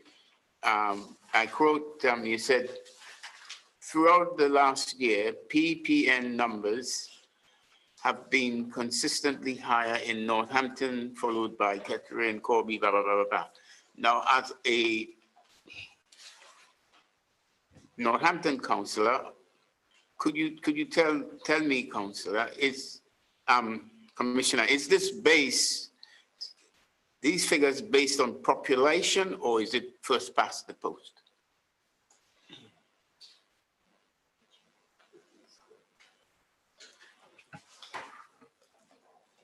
The challenge we've got is, do we know why they're higher? No. I think there's potentially some increased vulnerability, but also, given that we've enhanced our neighbourhood offering and stuff like that, I would probably expect some of these things to go up. But you mean they are physically, there just are more of them, which is a higher percentage and a higher actual number. I'm not sure I'm answering your question, and I'm trying, but I was like, why is it? I actually think a better job is actually being done, and a lot of scrutiny is being done to make sure kind of PPNs are appropriate. Because I think one of the challenges we'd had in the past, the old county council felt that was too many of them kind of being given. I'm not sure that's what you're asking me, but that's what I'm happy to take a clarification if you ask me. Basically, basically we have. Perhaps the population of Northampton is 3 times that of Wellingborough or Kettering. So based on that, if you've got a very high population, you expect to have more of one of something than the other, where the population is a lot lower. So basically, to me, this don't make sense. It doesn't explain how good we're doing in Northampton or how bad we're doing in Northampton. I think you know what I mean? It doesn't tell us. It doesn't tell us anything. It just said, it's more in Northampton. Well, yes, but we've got 3 times more people, or 4 times more people in some cases. Yeah, I suspect if that is a reference to raw numbers, the likelihood is that there are more PPNs generated in Northampton because the population size is considerably larger than any of the other towns referenced. Whether or not that then there is further work that could be done around calculating whether or not per head of population we have a higher percentage of PPNs in Northampton. I don't think that's what's alluding to. I think it's just a raw data figure, and I agree that as a raw data figure it doesn't add much to the context of what you might want to understand in more detail. And I think the other bit, just to add to that, it's obvious in terms of Northampton because it's bigger, but it isn't as obvious around Kettering, Corby and Wellingborough for those others. But so I get your point. We'll look at how we can improve our report writing. Councillor McGee. Thank you. I'm going to ask quite a simple question. Whether I expect a simple answer or not is a different matter. But basically, there's a lot of money being put into here to talk about the safety of women and girls on nights out, and there's conversations about behaviours that make women uncomfortable on nights out, as someone that frequently enjoys a night out, but also unfortunately frequently bumps into, witnesses or experiences those behaviours. What is that money going to do if I am in a nightclub in Northampton or Kettering and I'm experiencing a man who is exhibiting behaviour that is making me uncomfortable, other than what we usually do, which is walk away and try and form some sort of human shield around the person who is being, inappropriate, yeah. What is that money going to do? In that situation, what does that young woman do with that? The good thing is, if you're in Northampton, I'm not sure you will be in Northampton, where you are. As a consequence of that training, the first thing I'd hope is that actually there would be some intervention. So the training we're doing in conjunction with Rape Crisis and Shout Up is actually doing training for the staff in there to actually come help and intervene. There are other things that we're kind of working on, because actually the wider bit around my It Only Takes One campaign is I actually also want to see other men and other individuals call out bad behaviour, because that's the only way we're going to change it. And please don't, I'm not trying to say that I alone is going to improve the behaviour of all men across the county. One of the great things that, and I'll make sure you get an invite to some of the work that we're doing when we talk about it in its total sense, is actually, we talked earlier on about some of the partnership working, that genuinely in this area is some really good partnership. But you've kind of got Shout Out, which is actually doing training to those to intervene.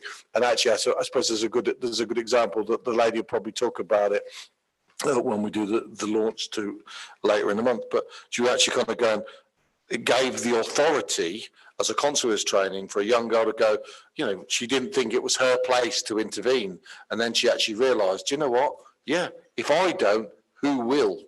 And so actually in that nightclub, so that in addition to that, we've also got undercover officer going in terms of making sure we identify it. We're also working with some of them, you'll see in there, in terms of data sharing to make sure some of these kids that are those behaviours can be excluded. Quite frankly, I'm a parent with a young girl. I want her to be able to go out. I want her to wear what the hell she wants, feel safe doing it, not need to apologise for it, and know that she's going to get up home and have a great time. That needs to be the mission of all of us. And whilst we do talk a lot about women, it also needs to be affected across everybody, so everyone kind of has a great night out.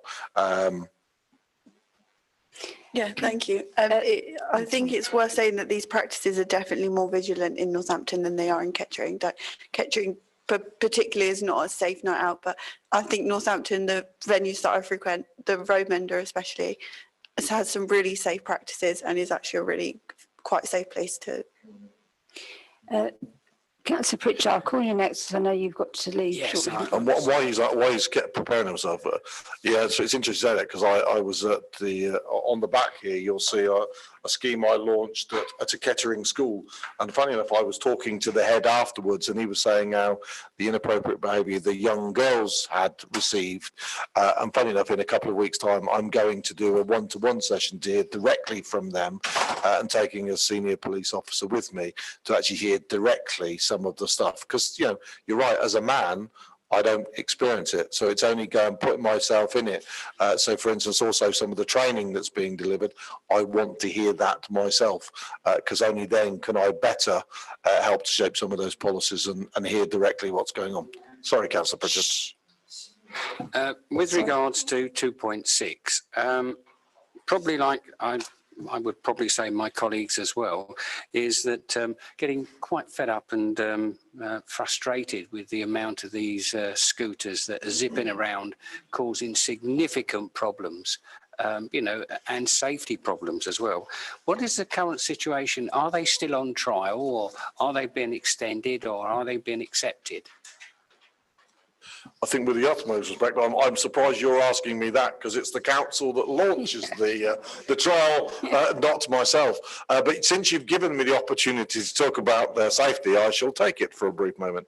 The reason we funded that one, it's only a small one, but it's a token to try and demonstrate that they do. I actually think they're used properly. What a really great idea.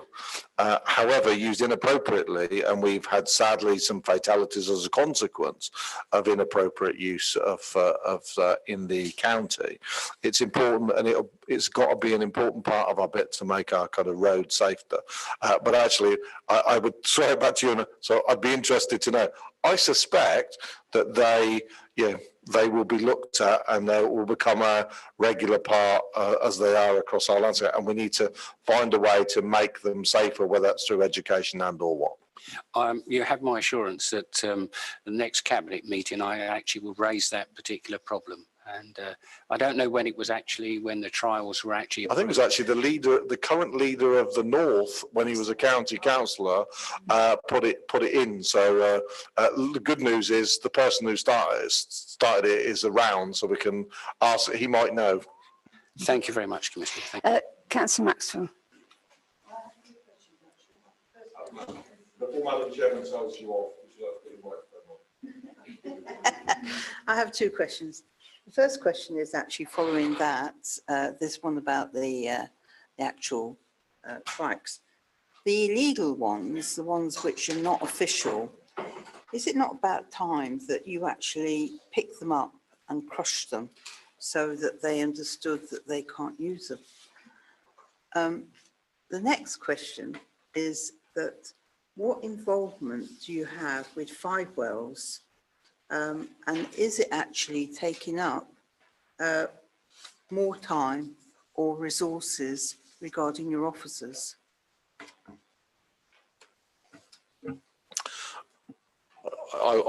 I'm sure you didn't mean it when you said you mean am I personally going to go around and do them? I think you're referring, am I holding the Chief Constable to account to know what enforcement that is being done? They are, it's funny enough, we did discuss it earlier in the week because it was him who was telling me around the fatalities. But I think you're right, there is a challenge in identifying which ones are legal and or illegal. But I know the force is engaged with Boy, so that's as much as I know at this moment in time.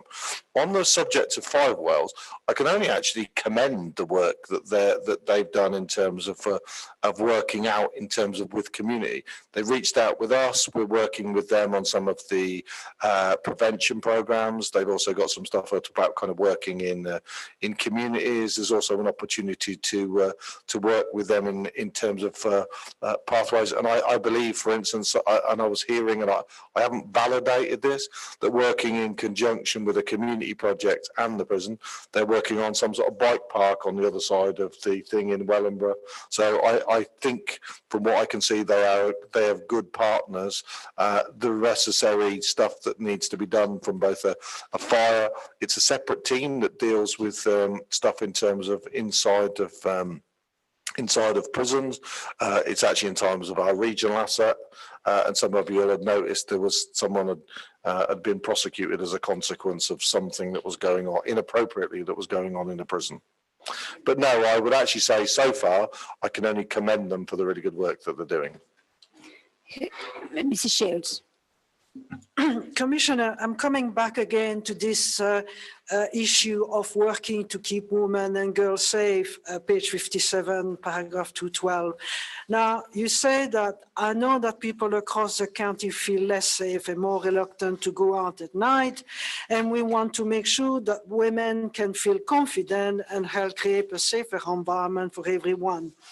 Now, let's say, for the sake of this argument, that a woman has been attacked, obviously by a man. Do you have a response unit that today is not a man who's going to, if you want, seek to help the woman who's been attacked, but a woman police officer? The reason being is that if you are a woman who have been attacked, then the presence of another man facing her may be another, if you want, another shock, or perhaps she will be more frightened to actually talk to a man. In this instance, I mean, it could be she has been raped, etc. And so I see in this approach that it would be more appropriate to have a police officer as opposed of a man officer. I would like to know what your comment is about that issue. Wherever possible, we'd always send the most appropriate resource, and particularly in the case of a serious sexual assault, we have additional support through both voice and the sexual assault referral centre done in conjunction with the NHS. Are we still core? I was going to say, are we? No, 1, 2. Oh yeah, three, you're right. 4, Sorry, it's okay. 5, I was just 6. Sorry, I wasn't trying to. But also, there are different degrees. You'll be pleased to know, particularly from a detective point of view, we had 2 cohorts, of which 75% of them were women. So actually, if you like, our newer generation in terms of detectives that would investigate it, we actually have more. So we're in a better position to provide those. But sometimes, depending on when it's occurred and what else is going on, it's best that we send a resource. So the proper answer is yes, where we've got them available, but God forbid we wouldn't then just sit and wait and not send anybody if we didn't have, if you like, to kind of provide you that reassurance. And one of the areas we have done, our recruitment of women has been quite fantastic in terms of the detectives, and we continue to work hard. I mean, on the recruitment of officers. But there will always be much more work to do in this area, if that makes sense. You are aware, of course, on the media what happened with this police officer, you know, who attacked another woman. Does the policy now for recruitment and training of a police officer provide a review of tactical approach, you know, in the instance that I've just illustrated, you know, just to change the manner in which, you know, a victim is reporting, you know, a case to an officer? There's probably several bits I kind of want to add to that. When I came into office, I remember meeting with the CEO of kind of Rape Crisis and their genuine concern around kind of funding, which is why, for those of you who visited Voice, that I provide I host them, if you like, free of charge, to make sure all their money goes to supporting women. I'm not, you know, so I've always remained committed to that, and that's why actually it's enabled us to kind of better work together in terms of victims, and then actually having them in the same building, something that's really important to me. We always have got to do a better job. You know, whether you like it or not, policing is a kind of a reflection of society.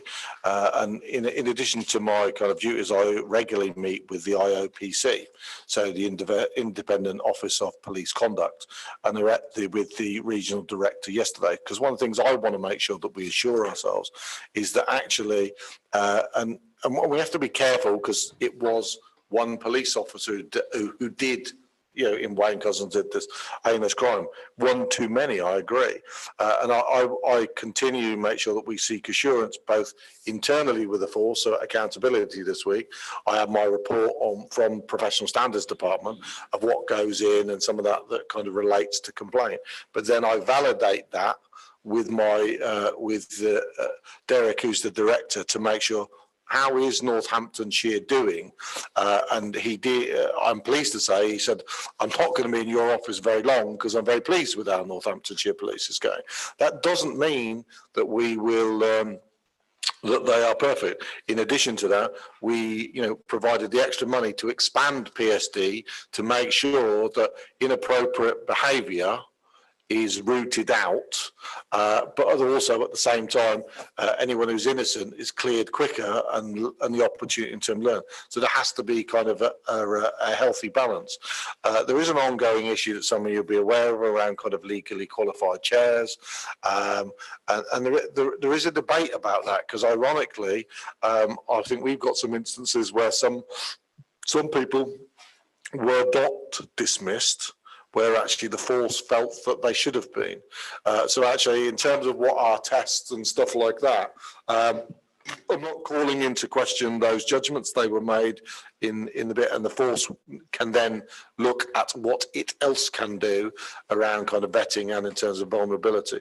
But I can assure you it's something I take seriously, and I know both the Chief Constable and the force does.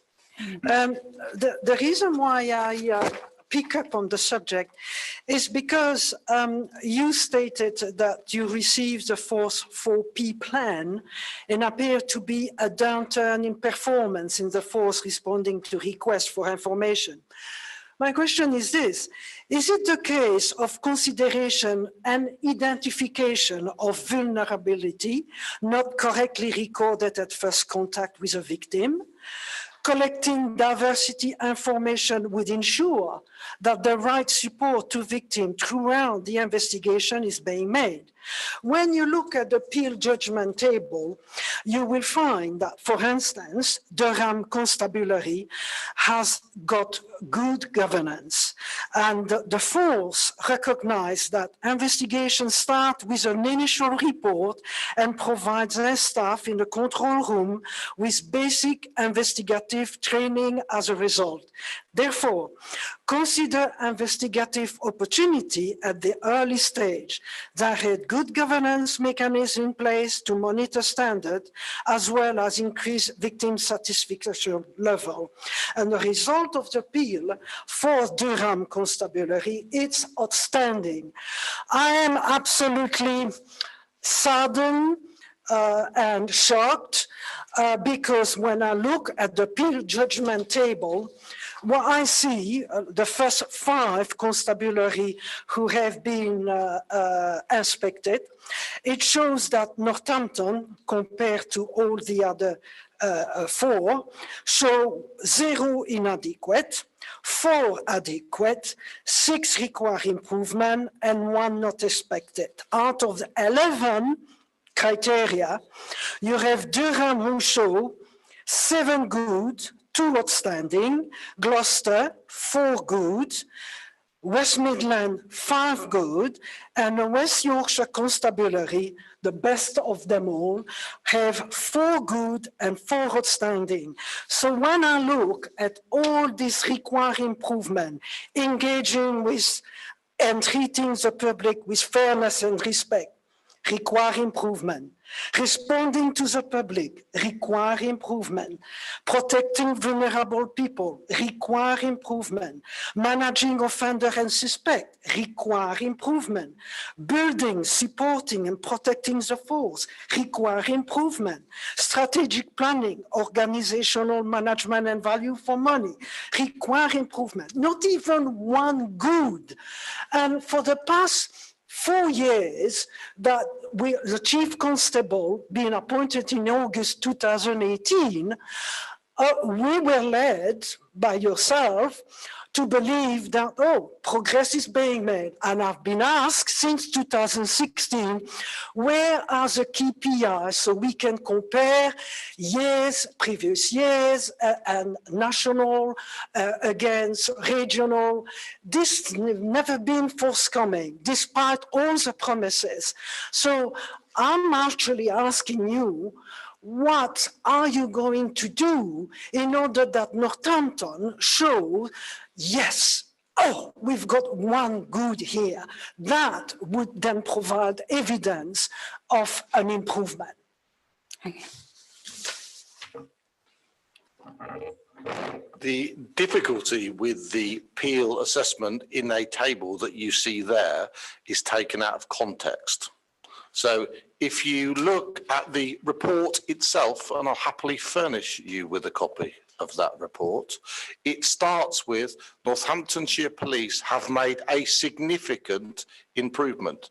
When that report was last considered, it showed us inadequate in 4 or 5 of those areas. Now, do I think I'm happy with it? No, I'm most definitely not. But is it a significant step? It wasn't that long ago, not that it was widely published, Northamptonshire Police was on the naughty step of policing. It says, you know, that's special measures. Now, it's no longer there. It has made a genuine step forward as recognised, not by me, but by the independent inspectorate that says it. But you're right, Durham has consistently been, it's funded per head of population at significantly higher. West Yorkshire at significantly higher. You were a little thing of truth because you'll also say in the Gloucestershire one, there is a lot of inadequates. So you're right, at the 5, we are sadly 4th out of those 5 on that table. But actually, if you look at the actual report itself specifically, it says we have made significant improvement. Am I satisfied with it?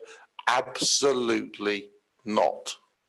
And I can assure you, we hold the chief to account in minute detail to do it. The good news is you're right around some of the stuff in terms of performance metrics, and there will be a new performance pack that's coming out as a consequence of the new police manual, which I think you'll be more satisfied with. Will you ever be satisfied with all the information? No. In that case, run for this office, and then and you can you can ask him for it. I mean, you say that. Just a second, sorry. Can you give us a timescale of when we'll get that performance? The new performance pack you'll get, statutorily, I have to provide something over the next couple of months, yes. Right, okay, sorry. Yes. As I was saying, yes, Commissioner, I did read the report, the over nearly 200 pages. I take my pride as an independent member to scrutinize all the document that is being given to me. But, like I said, you have here in the report a very good example about how the police should actually implement and process information. And since you have got this table, which I've got in front of me here, highlighted, it is there for everybody to see at page 80. Since you have got some good constabulary, such as the West Yorkshire, such as Durham, why don't you get in touch with them to ask them, look, we have improved, we were inadequate before, but now we are require improvement or adequate. How do you process into this?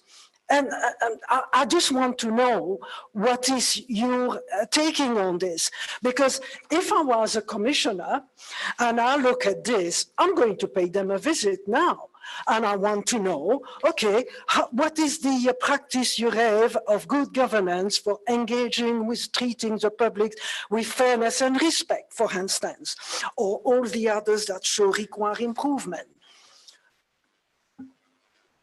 We have you won't be surprised to know we do exactly that. There is a team, and let's bear in mind, it's the force's job to improve, not mine to do it. I create the environment, set the strategy, appoint the right chief constable. I think what you're kind of saying is you would have me when I have to review the chief constable's contract, that I don't renew it. Are you saying that, Mrs. Shields? No. What I'm saying is that if you have good example that is being... And I've said we visited them, and we visited all of them. There is, through the College of Policing, there is shared learning. We've been on the naughty step, which means you get help from both those. We've gone through that process, and that's why the report says we have a significant improvement. You're right. If we do not see goods next time, something quite dramatic will need to happen. Well, I'm very pleased that you confirm that you actually consulted this. I would have liked, you said before that you are into sharing, as we were talking earlier on about sharing information. That's where is good practice. I have shared that previously. Yeah, Councillor Roberts. I can understand the disquiet. I think what you're saying is that it could be worse. Yes. It could be worse, and that's not something that we should find funny. Requires improvement is an improvement on where it started. So both of the statements at the beginning of the report that says that progress has been made, I think nobody would want to rest on the laurels. We all want to get to outstanding. That's where we're aiming, and that's why I'm sitting here today. And I just feel that we do need to get a strike of urgency about all of this. But I hear what the Commissioner says about going out and learning from other people's successes. There's always a great thing to do, and it sounds as if that's exactly what Northamptonshire. I think we'd accept good, if not outstanding. Councillor Maxwell. We'll aim for outstanding. Yeah, we aim for that, always. yes. Okay, Councillor Maxwell. What I would like to say is, given that it's only, I think it's 2 years ago that you got extra funding, where you actually got the funding separate from the council to the police. Is it 2 years ago? No, or 3 years ago? 4. 4 years ago, is it? Yeah. Now, that doesn't, actually, because you had more control about the funding, you then had more control about the numbers of staff that you could employ, etc. But 4 years is not long enough, in a way. Before you weren't able to do certain things. Now you are able to do certain things. I think the thing is that what I'm trying to say is that I think you've got to give it time. It's not something that is done overnight. I think the 4 years was probably more the fire service rather than the police, and we're probably talking about the police now. But, I'll just refer, in case people don't realise what Mrs. Shields was referring to. One of the reports that James forwarded was the state of policing, and that was the one that had that tabling, just so that members can go and have a look at it for themselves, okay, if they haven't done so already. Yeah, and some of this is just is also taken account. You've got 5, you haven't got a full set. So it'll be interesting to see where we sit in all of it. I've consistently said Northamptonshire Police is on a journey. It is not at that destination yet, but it's just taking a table in the abstract, I'm afraid, is not good enough. You've got to look under it, and that's what we do as part of our accountability. It's like one of the ones you mentioned there.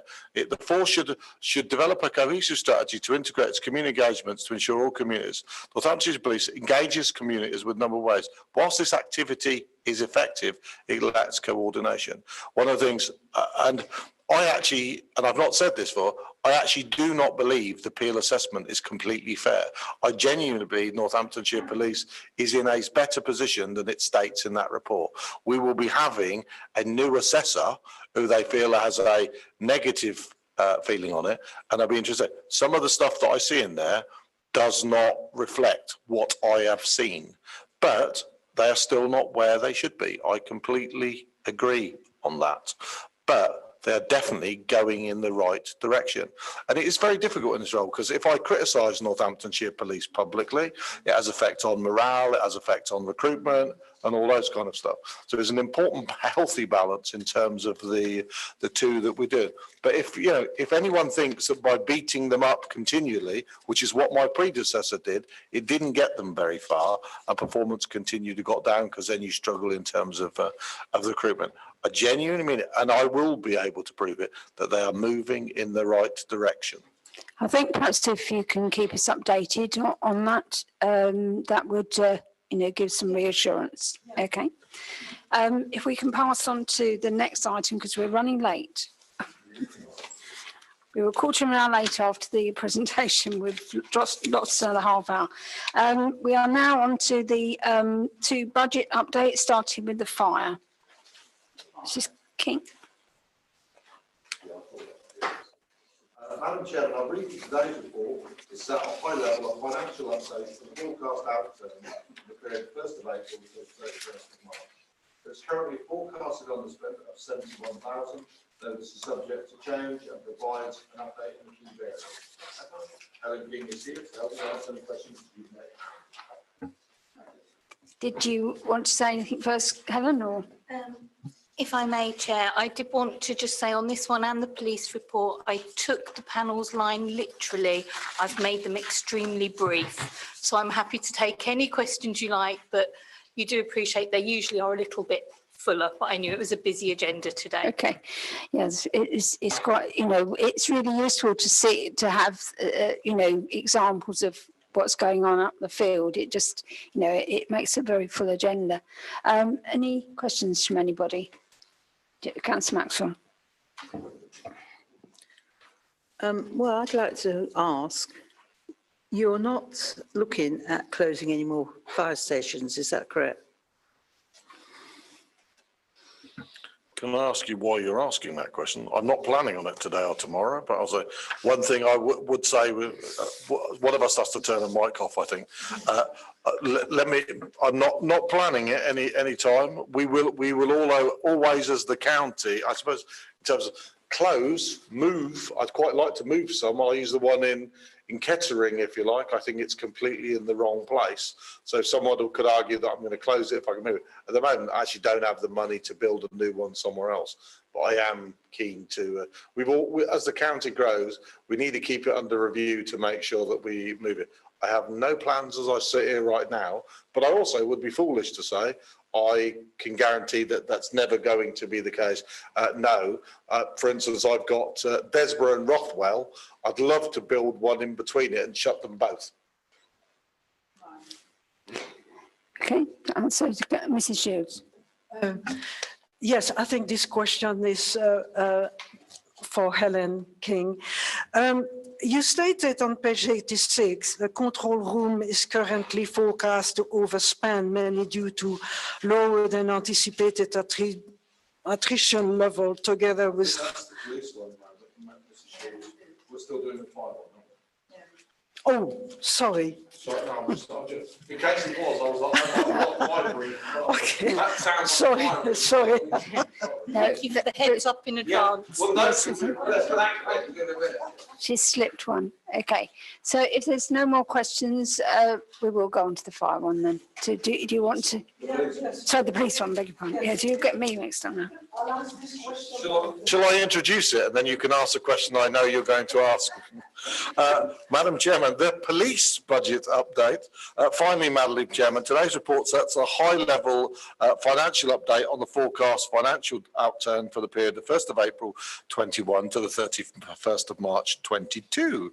At this early stage in the year, and given it's only 14 days ago, there is a forecast underspend of 1.64 million, which is made up of 1.59 million on the PFCC managed budgets and 35k for the force. The report provides further details, but I will just highlight for why in terms of the significance of the underspend, and I did allude to some of it earlier. The two big ones are the recruitment of additional early intervention, an ACE team, and also the reducing reoffending. I commend the work that we've done with government and local partners, that actually I will not need to spend that money because it's probation that's covered, which means it can go back into something else in terms of excitement. I think we already spent it, haven't we, Mrs. King? But anyway. The item that didn't get considered, there's usually an explanation of each of the ones. The one I couldn't see was the devolved operational budgets, which is 967,000. So, I mean, I know it's very early in the year, so it's probably something that's, you know, a bit early to be picking on that, but I just wondered what that was. So back to fire, you mean?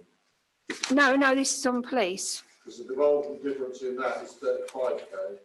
No, it's on page 89. You've got the different sections, and it's under devolved budgets, devolved operational budgets, and the variance is 967,000. Oh, right, Okay, I will try my best to give you that, Chair. I haven't actually provided the detail in this one because I know I did in the last meeting give a little bit on that one.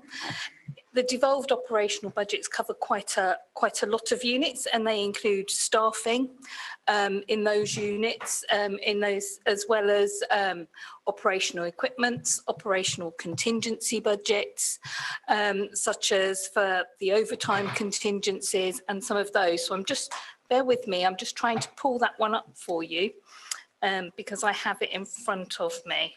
There we go. So the operations contingency is slightly underspent, Chair, as is some of the other operational budgets in terms of the central ones and on insurance as well. So it's made up of quite a wide range of those. What I can do for you is when I do the outturn, I can make sure I cover that particular area specifically for you.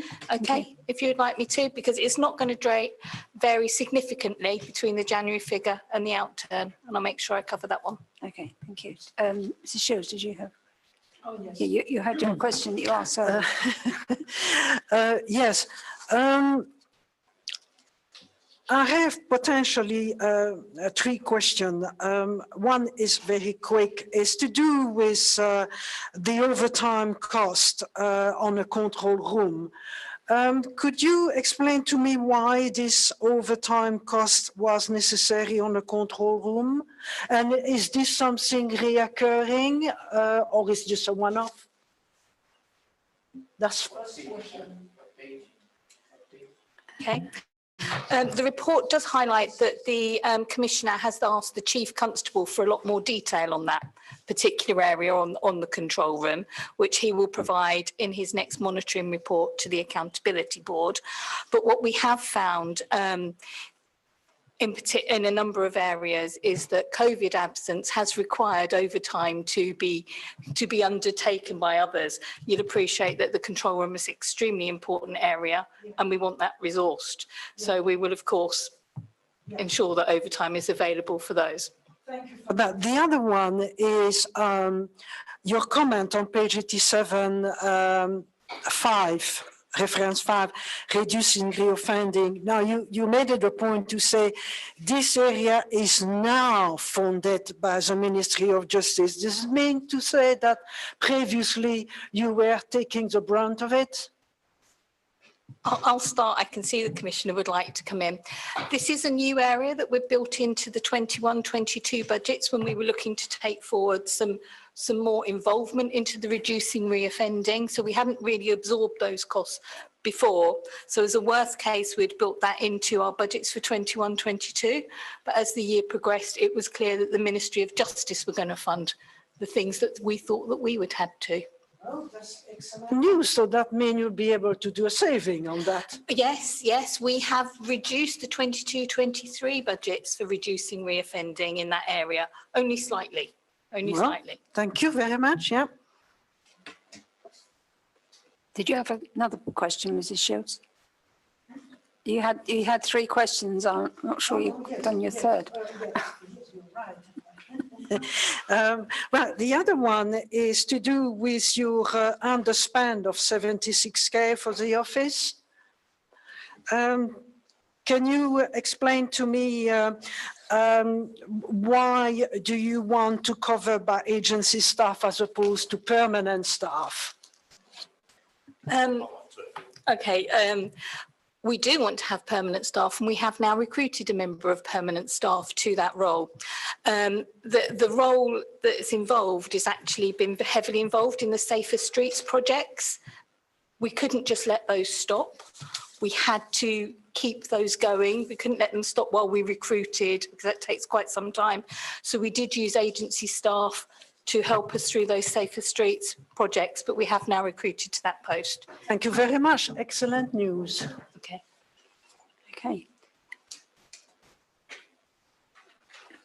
Sorry, just somebody else walking out.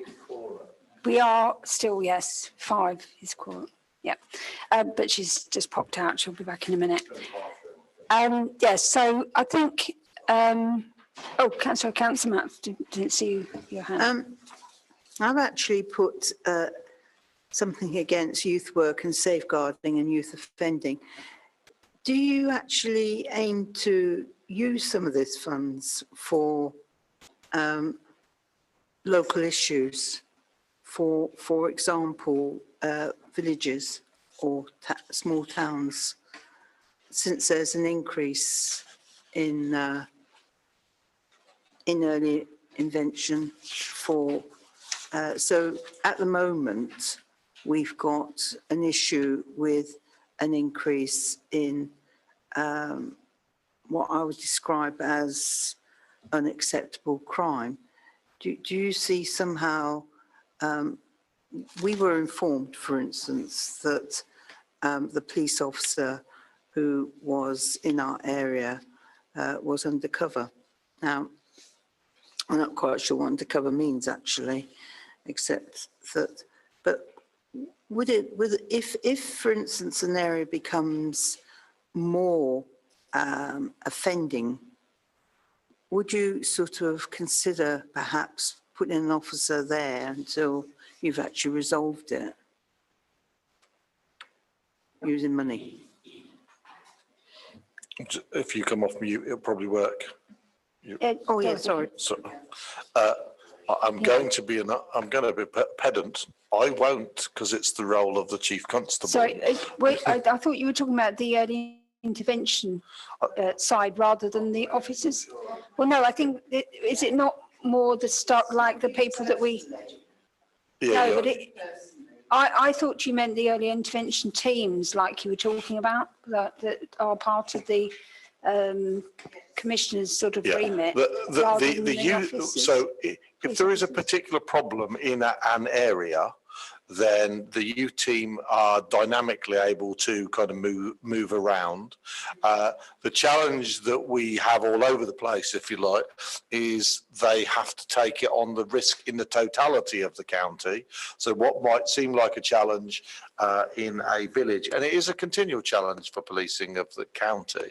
In other words, some of the what might seem a real big issue in the rural, it might not be when you look at it in its totality. But if you've got a particular project that someone's trying to run, we do have a grants process that people can kind of apply to, where we provide some in terms of diversionary in there for exactly that reason. Does the force has a tasking meeting every morning where it dynamically moves its resources around to make sure it deals with its kind of threat, risk and demand across kind of the county. So you might have your neighbourhood teams that are embedded in communities, but there is response and or other stuff that is kind of moved around accordingly. Yeah, I don't think they're allocated to an area as such. They cover the whole area. So, that if there was a need, it would be, if that was highlighted and it was seemed worthy the risk that was involved, then they would be able to do that. We need to move on to the last couple of items on the agenda before we are in court. On the, do you want to just say about the work programme, James? Thank you, Chair. So this, as with all panel meetings, presents the latest version of the panel's current work programme, but given that this is the final scheduled meeting of the current municipal year, also gives this panel an opportunity to highlight any particular points it wants to raise in terms of possible future work. Clearly, the panel that is appointed for 22-23 should set its own work programme, but it's also useful for that to be informed by, based on what has gone before. And so, as I say, there's an opportunity for the current panel to pass on any suggestions it may have for things that could be incorporated in a future work programme, in addition, obviously, to the core functions that the panel has to do, around scrutinising the Commissioner's budget, any changes to a police and crime plan, an annual report, and so on. So the work programme as it stands is set out at the appendix. There's obviously also an opportunity for the panel, when thinking about its work programme, to pick up any issues that may have emerged from today's meeting, perhaps particularly around given some of the comments on the early intervention and ACEs item, but that, as with the work programme generally, is for members to lead on. Just to highlight specifically, the Commissioner's Office have come forward with some further potential dates for the proposed briefing session with the two service chiefs, and also for members to make a visit to Derby House. I will circulate those by email, given the number of panel members who aren't present at the meeting now. Okay. So, well, first of all, I'd like to say, because this is the last meeting of this panel before, we may still all be here next time, but we don't know that at the moment, except for Mr. Shields. So thank you very much for all the work for this year, and I hope to see you next year. As far as the work programme goes, most of it is the statutory, but I think we really need to pick up what Councillor Roberts mentioned earlier on, the work we were talking about earlier on, and I'm not quite sure how that is done or in what way, but it is certainly, you said, we've started something here. I don't know whether you want to speak about that, but, I think there's a piece of work to do, but I'm not sure what it is. Neither have I. Albeit to say that we've started a conversation today. I think we should continue that conversation, put it on the agenda, as it were, that we're going to come together with everybody. All of the strategic partners will come together, we'll gather them together, and we'll then see whether we can move monies around in budgets and find some money to have a positive effect on early intervention, because early intervention definitely saves money further down the line. She got in first. Yeah, sorry. Sorry, I just wanted to say, I know we started the discussion today, but I don't necessarily believe that. I'm just going to put out there that I think myself and Councillor Maxwell started this discussion a very long time ago. I believe it was when the panel first started that I did request for us to have this as an agenda item. So I'm happy for you to have the glory. I don't want the glory. I just want it to be recognised. I just want it to be recognised that it has taken until the closing meeting of this panel for us to have these discussions and decide that we want to do something about it.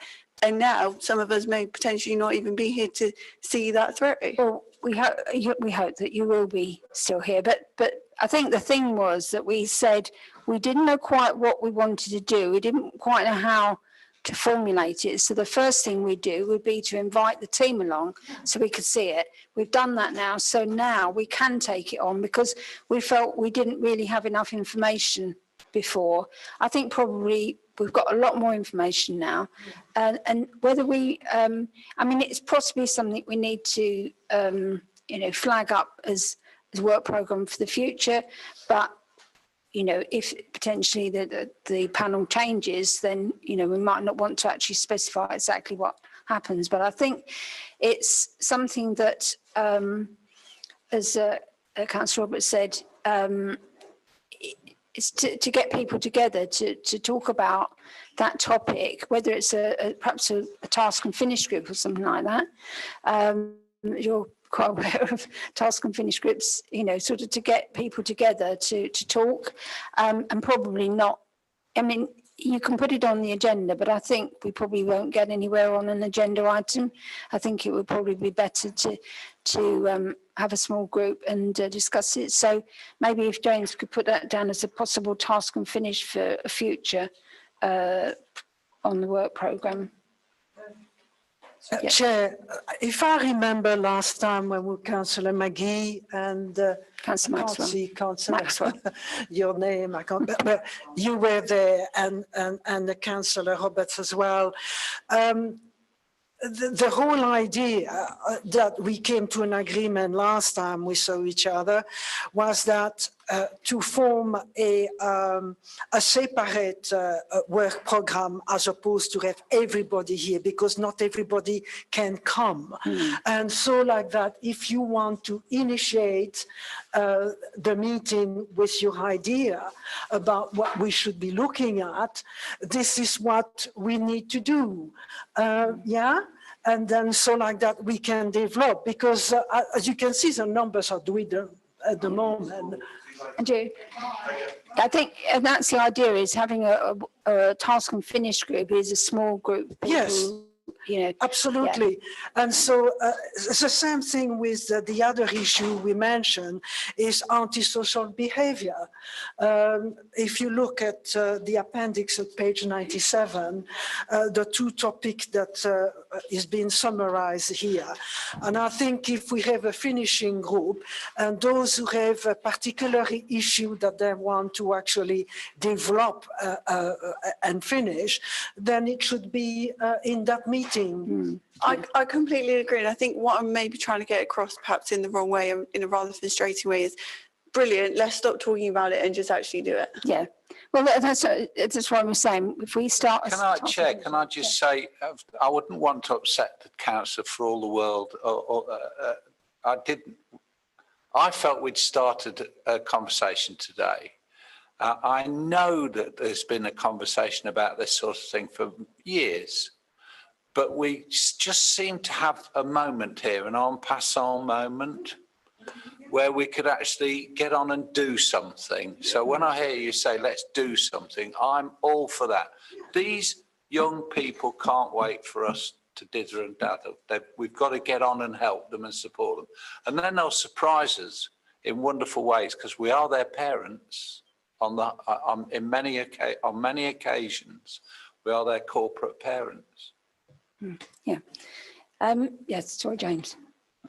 So, Chair, talking about this as a potential area of work for the panel, just to flesh that out a bit. So, would it be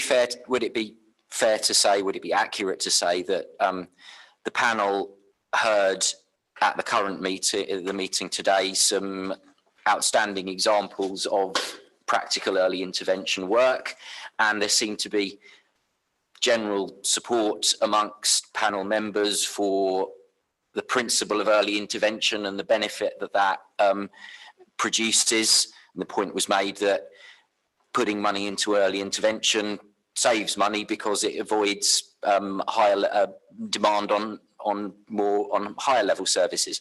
So would it be accurate to say that the work by the panel would be around looking at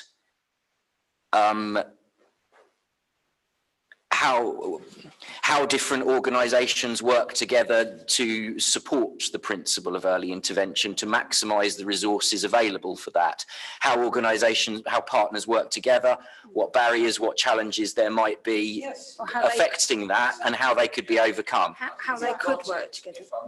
You've got it apart from the fact that we are building on the work that's been started. Building on that work, I think we do need to recognise that. I apologise for not recognising. Well, how we could improve, how we could help it by finding extra resources to increase it. Councillor Maxwell. Well, I'd like to say actually, I'm on the panel of education, and I think that we should join up thinking about how we actually locate them and have, for instance, the sites, for instance, which are important to this. Well, we won't go into the detail of it now, but yeah. But I think there ought to be more joined-up thinking than there is at the moment. Yeah, that's the whole thing, is to get together and thrash it out. Yeah. So I think we've decided on that. I don't think we'll go any further into any other items of the agenda. So Will you propose a date for this finishing? Where we stand, we don't know whether because what happens is, Mrs. Shields, is that there's an AGM of both of the councils, and then the members of the panel are appointed at that AGM. And so until that AGM, we won't know. And that's the 26th of May in our case. And yeah, so the end of May. And then we will know. And at that point, we will be able to, and certainly I will initiate if it's the same people on the panel. I know the people that, where I could write to the panel and say, would you like to be involved, and start it off. Okay. So after the Yes, yeah. We'll just do the last item of the agenda, which is complaints. As you see, there's been one complaint. I just got one question on that, James. The members, well, it might be a moot point because it might be changed, but do the members of that panel need training? As perhaps if they've been on it for a while, they wouldn't, but it might be something that, does that need to wait until after the AGM to reassess that? You mean to have like a refresher course? Well, you have to agree who's on the panel at that point, yeah. As things stand, we have a complaints subcommittee appointed for the current municipal year. The current municipal year runs until May, and so I would be looking, touch wood, to get the complaint subcommittee meeting in ahead of AGMs using the existing members, and part of that could well be providing some refresher training to subcommittee members. We hope that there's no need to convene the complaints subcommittee because there's no complaints. Because of that, it means it meets quite infrequently. So it's certainly been in the case the last few times it's met that the complaints subcommittee meeting has been preceded by a training session for the complaints subcommittee members. Thank you very much. That's fine. Talking about the complaint subcommittee, as you know, on the 26th of February, I attended a webinar with the Home Office. I don't know if you actually listened to that webinar, but if you want to read the content of it, I can send it to you. But they were looking at what an effective complaint subcommittee is about. And so I explained the way that we are doing a subcommittee, and they were suggesting that we should have like a flow chart of a procedure and given that to the commissioner, so like that the commissioner and our team know the procedure. So it would be really worth your while because he's giving some numerous idea of how you know, so like that there is no disparity, there is like transparency between the commissioner and the complaint committees, so like that you avoid trending onto people's responsibilities of it as you know. Well, that I did attend a couple of those workshops as well, and in fact yesterday I got the video of it through. I haven't had a chance to watch it yet, so I was planning to send that out to all of the members. Oh, good. So they can all watch it at their leisure. So then we could pick that up, you know, when they've seen that. Yeah, that's all right. I thought it was a very good video, and the presenter were excellent. So yeah. Thank you very much. So with that, I will thank you all, and we'll end to the meeting. Thank you.